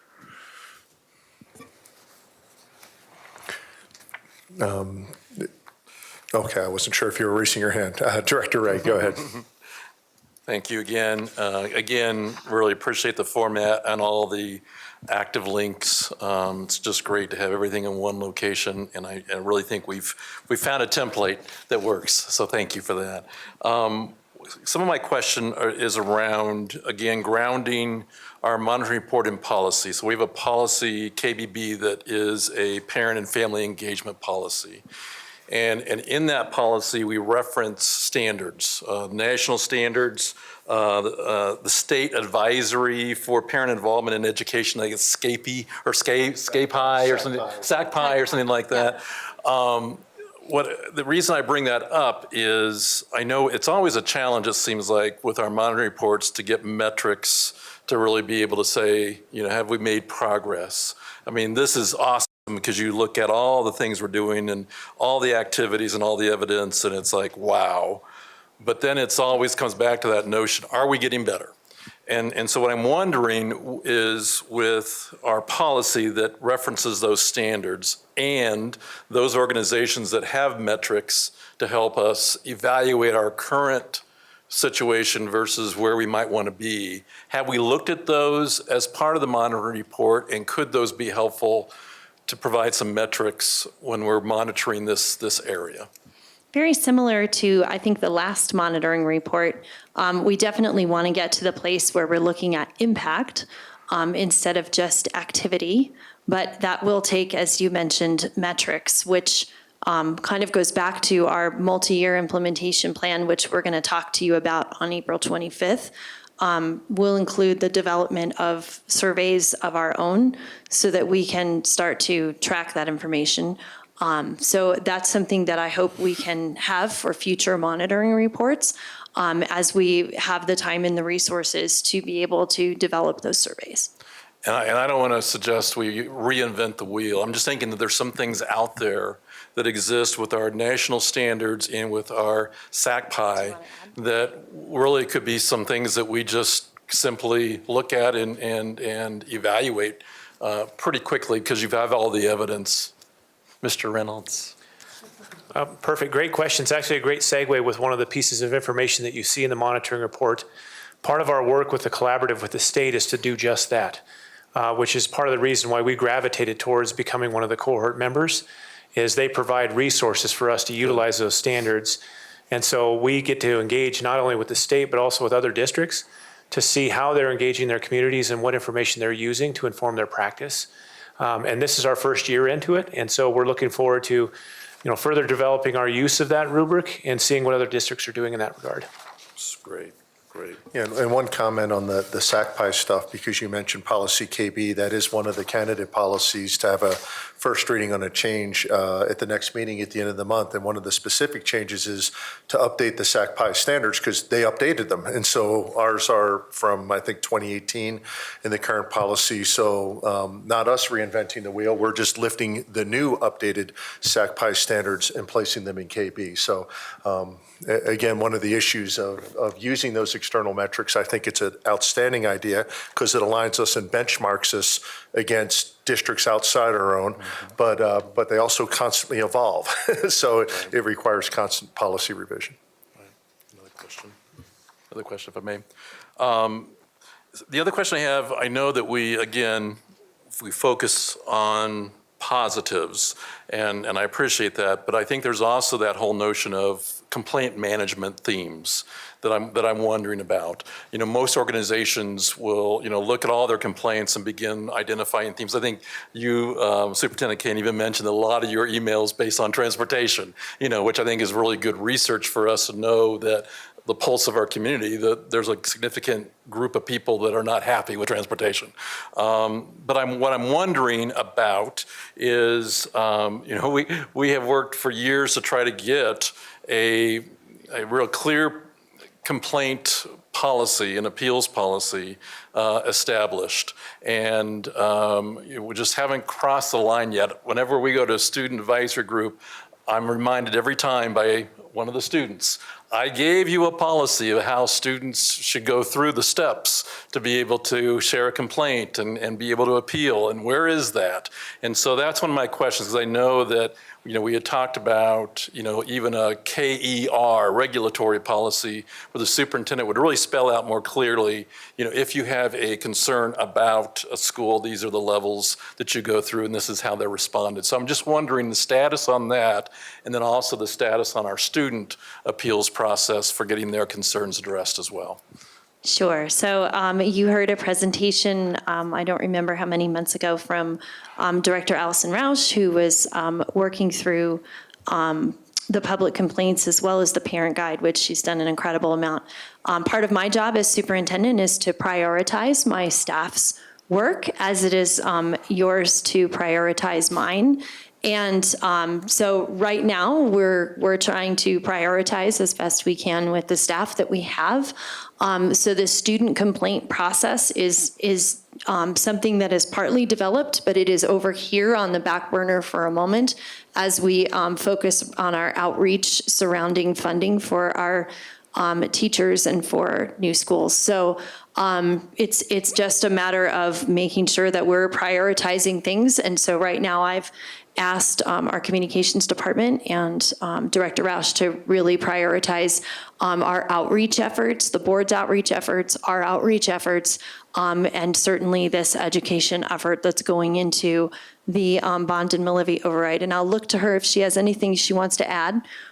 So certainly if the Board of Education would like to reprioritize our work, we can move a little faster on one thing by putting something else on a back burner.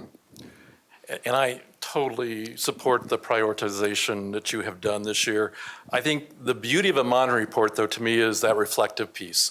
Yeah. So what have I learned? And so I'm reflecting with you. Yeah. So as I read through the monitoring report, it's kind of like, hey, we haven't addressed, the standards. Like, don't forget. We don't want to forget. Yeah, right, yes. right. Yeah. So I think that's more my piece, not to send a sense of urgency, but to really use our monitoring report as a reflective vehicle. So it's not just an event that you lay out, we check the list and say, good job, let's go on. But that we really talk about, and that's what my last question would be, as you have done this monitoring task, are there any other things that you're reflecting on, thinking in this particular goal area for us as superintendent, I would like to do more work in this area? Actually, I think you really hit on what we've reflected on, which is the need for that complaint process to be specifically for us to have some kind of documentation of the complaint process without it being overburdensome, and just working through that. So, that's something that we hope to have set up in the future. And so that's been a piece, I think, of our reflection.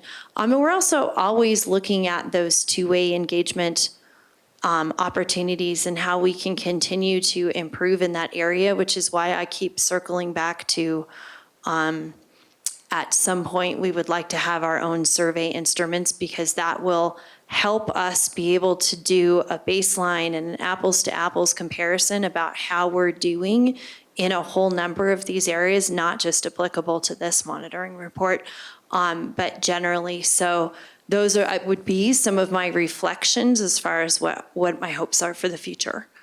Thank you. Other directors? Director Williams. So I actually just wanted to say thank you for this. I also really love the format, but just from one board member's perspective, I just want to commend you for all of the communications that you do with all of our public.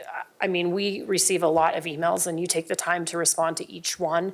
And so I just want to say thank you, because I know that means a lot to our community. Thank you very much for that. Mr. Blair, if you could go to slide 5, please.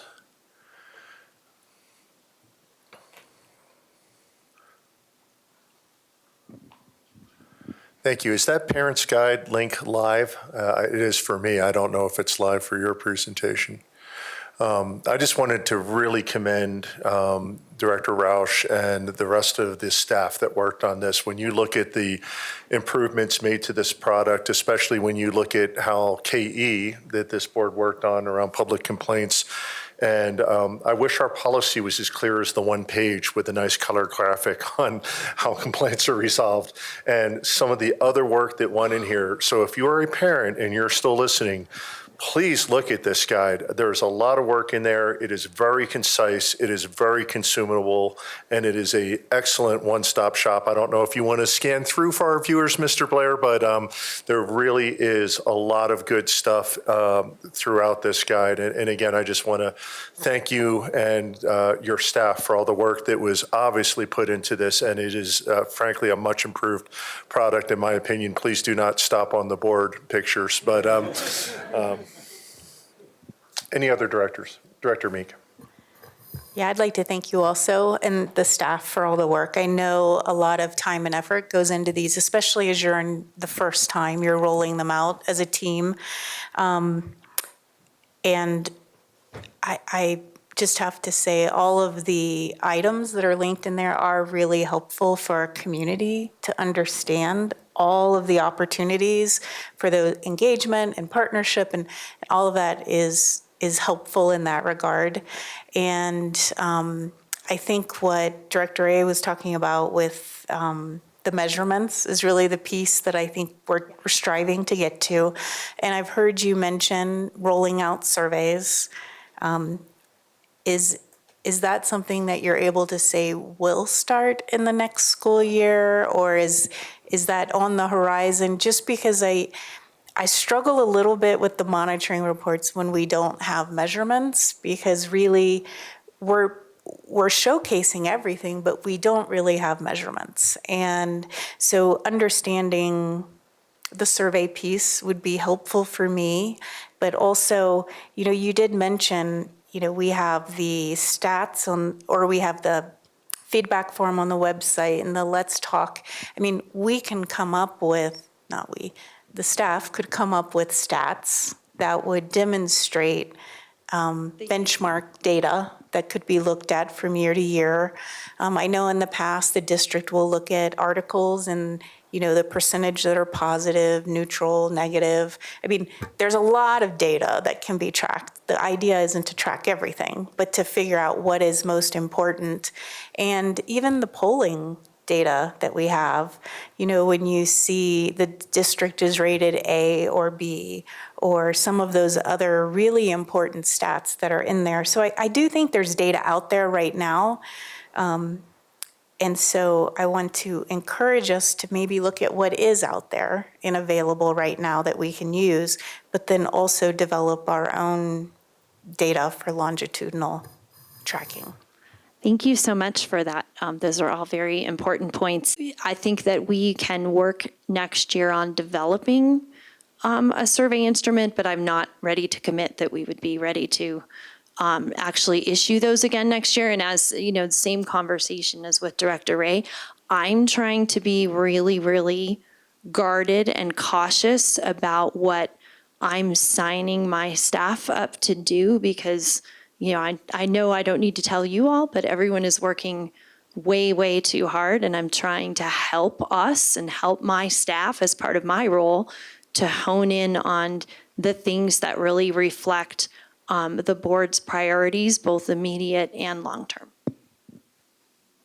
Just one quick follow-up. And the communication with the board, executive limitation, I mean, that's something that we could provide you information with that can go into the report. So I don't know if you've thought about asking us to provide feedback to you directly.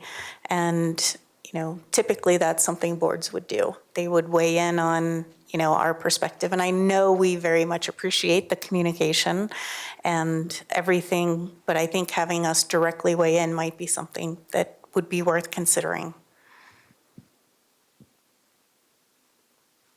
Other directors?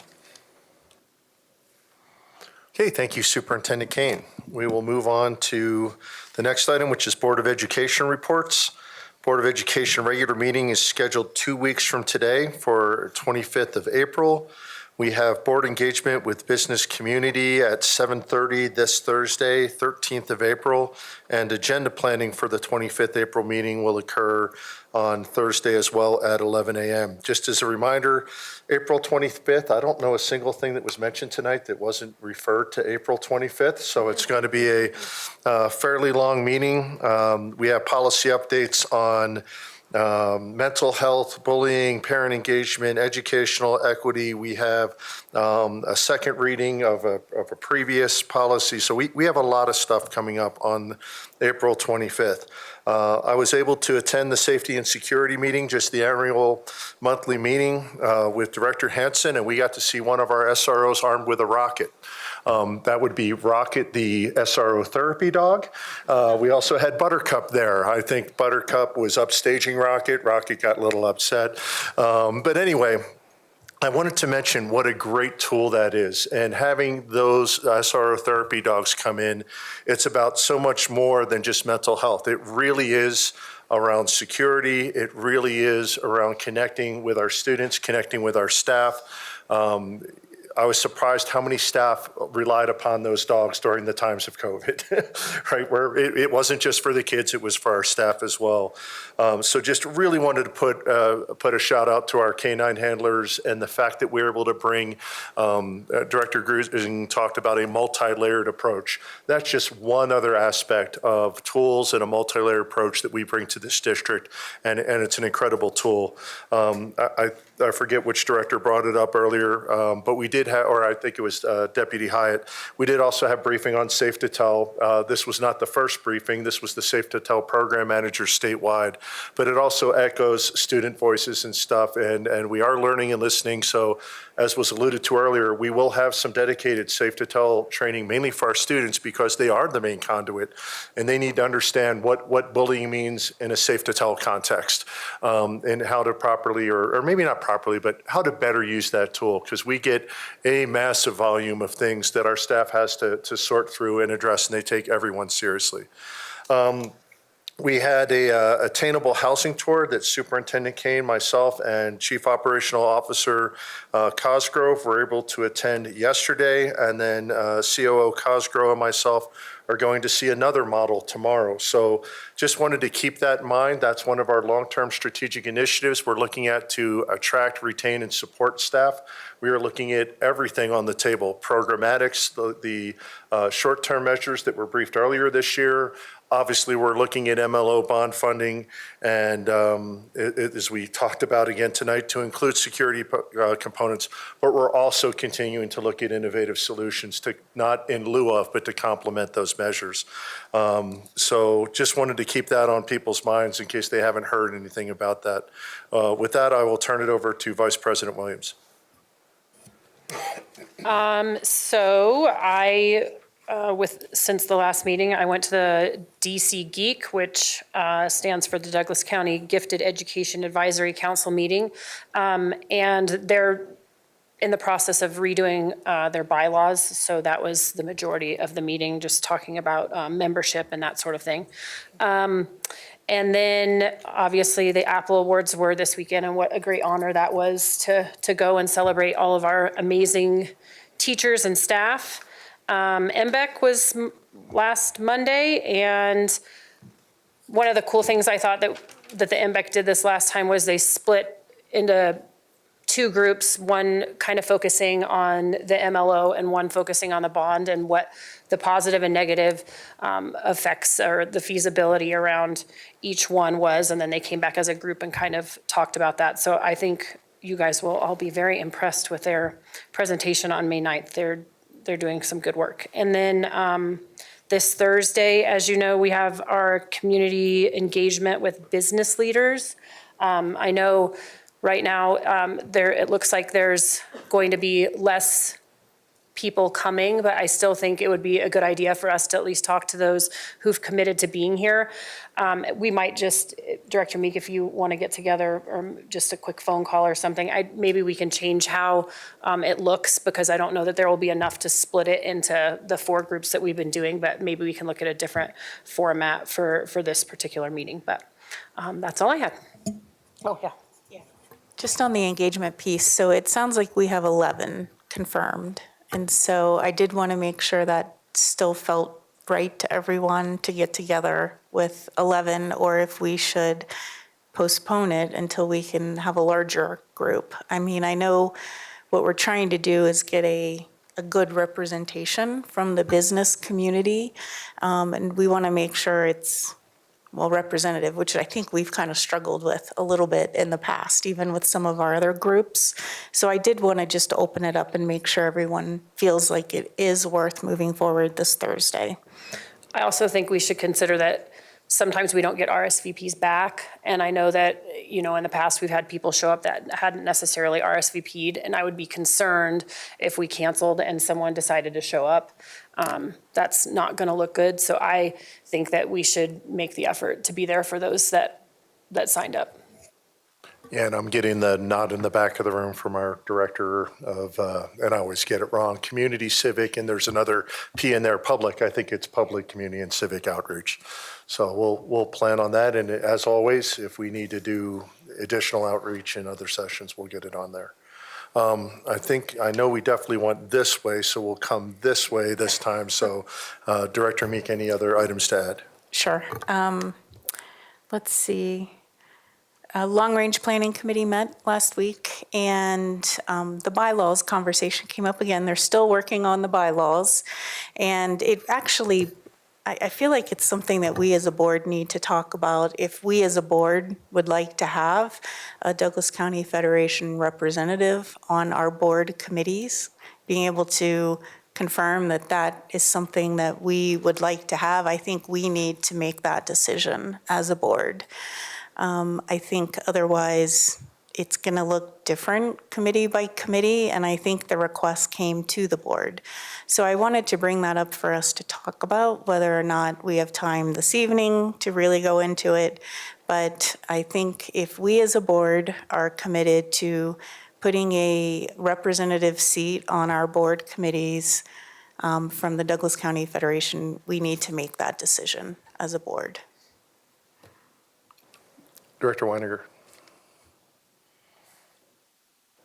Oh, are we done? And we're going on? I thought you were Yeah, finished. no. So I just wasn't sure if anyone wanted to respond to that at this point, or how are we going to resolve that question? Yeah, I'd personally like the board liaisons to each of those committees to poll their committees and get input from the committees on that before we would decide as a board. As one director, I'm up to leaving it to our board committees on who they want in their membership. We have some pretty diverse membership and differences across our committees, and I'd want the chair's inputs to the board on what they think. That's just my take as one director. Any other thoughts, Director Ray? Yeah, I think mine's a little different. Again, these are board committees. These are our committees to help us do our work. And I think we do direct our committees about what that membership looks like. And if we think there's benefit for all our committees to have a Douglas County Federation representative on that committee, we should direct that. I don't think we want to put that on the shoulders of our volunteers, just because I don't think that's a decision they ought to make. I think we need to direct, we always have directed the membership, whether it's DAC or LRPC or whatnot. And I just think, we need to respond. We had a request that would be something that the Douglas County Federation would feel like would show value to our teachers if we did that. That was part of their wish list. And I know at the time, none of us took issue with that. We felt like, sure, the more the merrier. So, but I do think, as Director Meek is suggesting, I don't think that's something we want to leave to liaisons and committees. I think we ought to be consistent in saying that representation is important. And I think Long Range Planning Committee, especially when we're looking at our school issues, I think it's going to be really important that we have educators that have a voice in that process, because that really does impact their work environment. So I would be an advocate to say, let's make sure there's a seat for every committee to have a Federation representative on, and that's a direction from the board. Other directors' thoughts? Director Williams. I guess, obviously I've been sitting on MBEC, and I know in LRPC, at least the last meeting I went to, I wasn't at this last meeting, Sarah Mesmer was there, and I think she adds a lot of value, and I appreciate her input. I guess my question is, does that have to be in the bylaws, or can it, does it, only because, there's a lot of issue around filling all the seats all the time. And so I'm not suggesting that the answer is yes or no, but does it need to actually be in the bylaws? A specific titled seat is my only question. I have no problem with Sarah or whoever from DCF being there, but does there need to be a titled seat within the bylaw? Any other directors? I could answer that question. I mean, if you're asking us that question, I think for consistency's sake, yes. I don't think it has to be a voting member necessarily, or, that it doesn't have to add up to the total number that the membership bylaws tend to do. But I think for consistency, we ought to make a statement that we feel like that voice is important and, like you said, adds value to all our committees, really. And I don't think it always has to be Sarah Mesmer either. But I just think, as far as consistency's sake, we ought to come out with a strong statement that says we should reserve or should encourage or should request that a representative from DCF is present. But that's my personal, that's speaking as one board director. And Director Weiniger. I would like to hear if there's any concerns from legal on adding it, just if there's any at all. Maybe she can prepare a memo, or you don't have to answer on the spot now. But We would be happy to prepare a recommendation as far as bylaws go, if that would be helpful to the Board of Education. Yeah, I think that would be really helpful, just because at a previous LRPC meeting, they turned to the liaisons and said, well, what does the board say? But the board hasn't taken a vote, so it's not like the board has a position. So I tried to say it came to the board, no one objected at the board or felt like we should not do that, but the board did not vote. So really the board doesn't have a position. And I did not feel as a liaison I could give the board's position on that. And so that's why I was bringing it back here again, because I feel like we need to have more clarity in that. And that kind of leads me to and I feel like we're going to get a memo, so I can move on to my last topic, which, I feel like at our last meeting, we talked about the next steps with the educational equity policy. And I feel like we had a lot of conversation, and it felt like it lacked clarity because there wasn't a motion to say this is where the board stands on next steps. I'm not sure if any conversations have been held since then, and if not, and if so, it would be really helpful to understand what the status is. Yeah, it's planned to be a first reading on the 25th, along with the other policies as mentioned. So you have had a meeting With another board director? Yes. Okay. I have, per our current injunction, I get to pick one board member, and I've only met with one board member to discuss that. Yeah, and I think the lack of clarity there is you can meet with multiple board members. You just have to notify the meeting. You just notice the meeting. It's really not super secretive or anything. Yeah. So it sounds like we will have some revisions coming forward at the next board meeting. Yes, ma'am. Director Weininger. I actually don't have any updates this week. Director Myers. Just a reminder for the Monday, April 24th, DCYI Outstanding Youth Award, 6 to 8 down, I believe it's in Castle Rock, 100 3rd Street.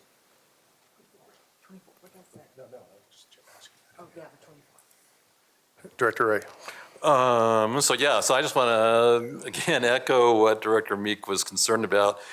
This board didn't take action to designate 2 board directors to go and make revisions to a policy. And so I'm a little uncomfortable with the process. And I'm not, and it's certainly not to say anything about you or Director Hansen taking on that task, but it feels like we didn't really go through proper procedure. And if there's lack of clarity about whether and at one time we talked about doing it in a work session. At one time we talked about, that Director Peterson, you kind of took the lead to approach Director Hansen. So I was unclear too, but ultimately I'm uncomfortable with us bringing a first reading of a revised policy that's very charged when we didn't direct either one of you to do that. And so I'm just questioning that process. So I just need to put that out there, and you can respond if you'd like, but I would just say I'm very uncomfortable with how that evolved.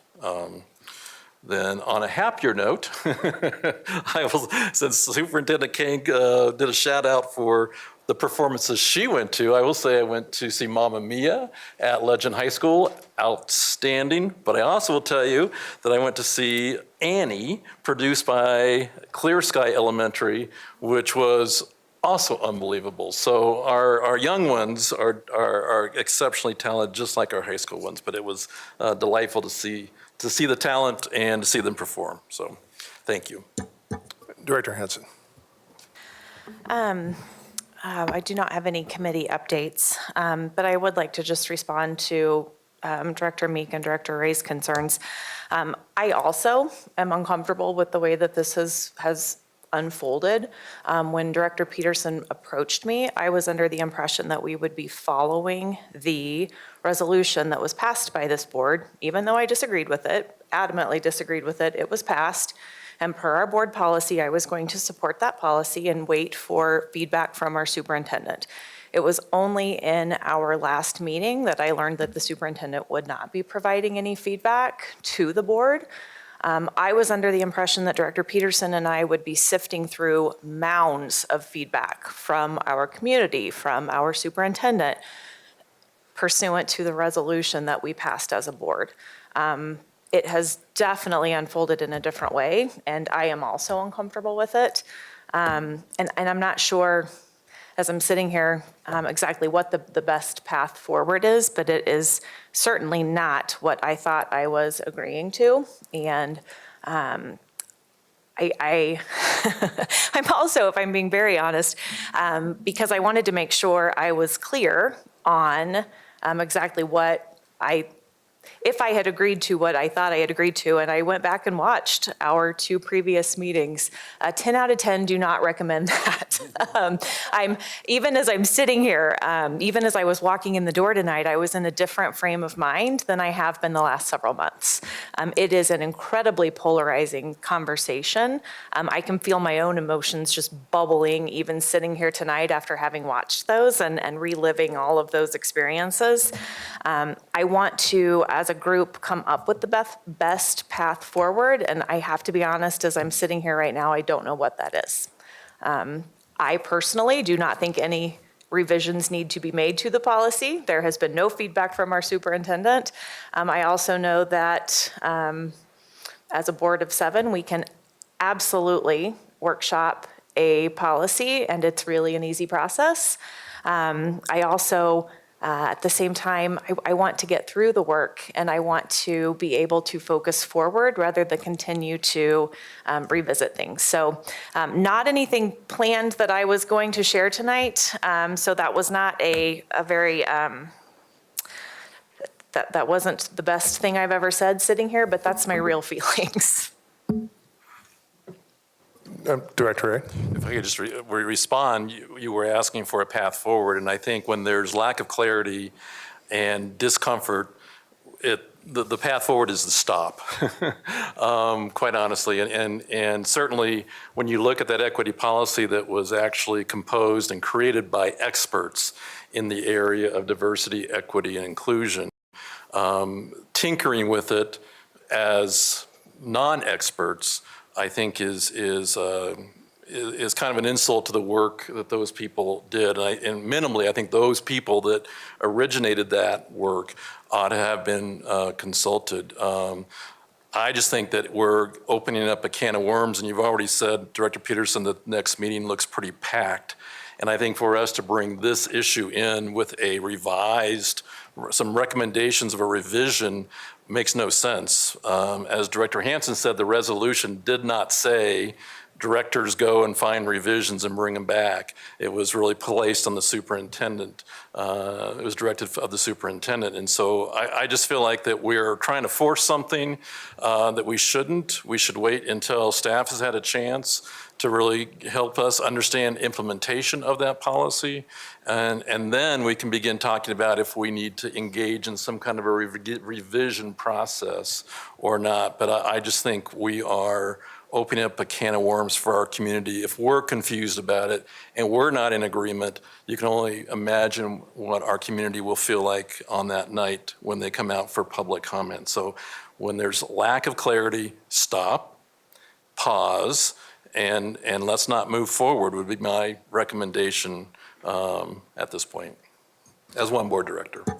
Thank you, Director Ray. Director Williams. So I guess my only response to that would be, I think that any one of the 7 of us at any time can bring a policy suggestion forward at any time. Director Ray, you brought one forward not too terribly long ago about a 2/3 majority vote. And so I'm just suggesting that at any time, any of us can bring something forward. It does not have to be directed by the board in order to come with revisions or changes to policies. So that's what I would say. Yeah. And I certainly agree, Director Williams, but I think this is different. This is not a new policy. This is a policy that's being revised and publicly scrutinized, and there have been some public statements about directors doing revisions and coming back with recommendations. So I think we've set this policy up differently than just a policy that we're bringing forward to add some revisions. I mean, you're absolutely correct. A board director ought to have that ability to do that. But I feel like this is one of those issues we talked about tonight that will cause polarization, that will cause our staff a lot of angst because they're having to do damage control because we aren't in agreement with how to move forward. So I would just plead that we take our time, that we pause, and see what staff have to offer with the implementation plan. Thank you, Director Ray, and your comments are well taken. And yeah, sorry. Oh. On a different note? Did you have, yeah, I was going to say, did you have a separate note before I respond? But go ahead. I do, and I apologize. So Student Advisory Group, we're meeting tomorrow to plan their agenda. And again, I know we have a very packed next board meeting, but we have 2 groups that still have not presented to us of their subtopics. One group that wants to present the policy about preparation for post-secondary and workforce success, and another group that wants to follow up with their recommendation to change the policy around weighting honors classes. And so I want to see if we can get them in. And the problem with the student advisory group is we have seniors that are taken off. And so this is kind of our last opportunity for them to be able to be part of that. And then what we typically do is during our showcase time or our recognition time is we just recognize all the student advisory group members who have met the criteria that they need to meet to get credit for student advisory groups. That really became part of our recognition evening as well. So I'm just wanting to check to see if I can if we can get a commitment so that when I talk to them tomorrow night, I can say they're indeed on the 25th. It shouldn't be long because there's only 2 subgroups, so I would think 15, 20 minutes for formal presentations at the most for those 2 subgroups. And then, like I said, just dominating the recognition part of our meeting with having them get their certificate. Yeah, we can put that on there. Are we good with that? Yeah, we've got agenda planning. I'll lock it in with the superintendent, but I don't see any reason, given that amount of time and the bifurcation of operational issues being briefed to the staff and policy-related issues being briefed to us, that we can't put that on the 25th. Super. So, any other, I know we kind of went down and had discussions. Any other things for you, Director Hansen? Okay, with that, do we have a motion to adjourn on item number 12? Motion to adjourn? Motion by Weiniger. Second. Second by Ray. Take the roll. Hansen? Aye. Meek? Aye. Myers? Aye. Peterson, aye. Ray? Aye. Williams? Aye. Weiniger? Aye. Meeting is hereby adjourned.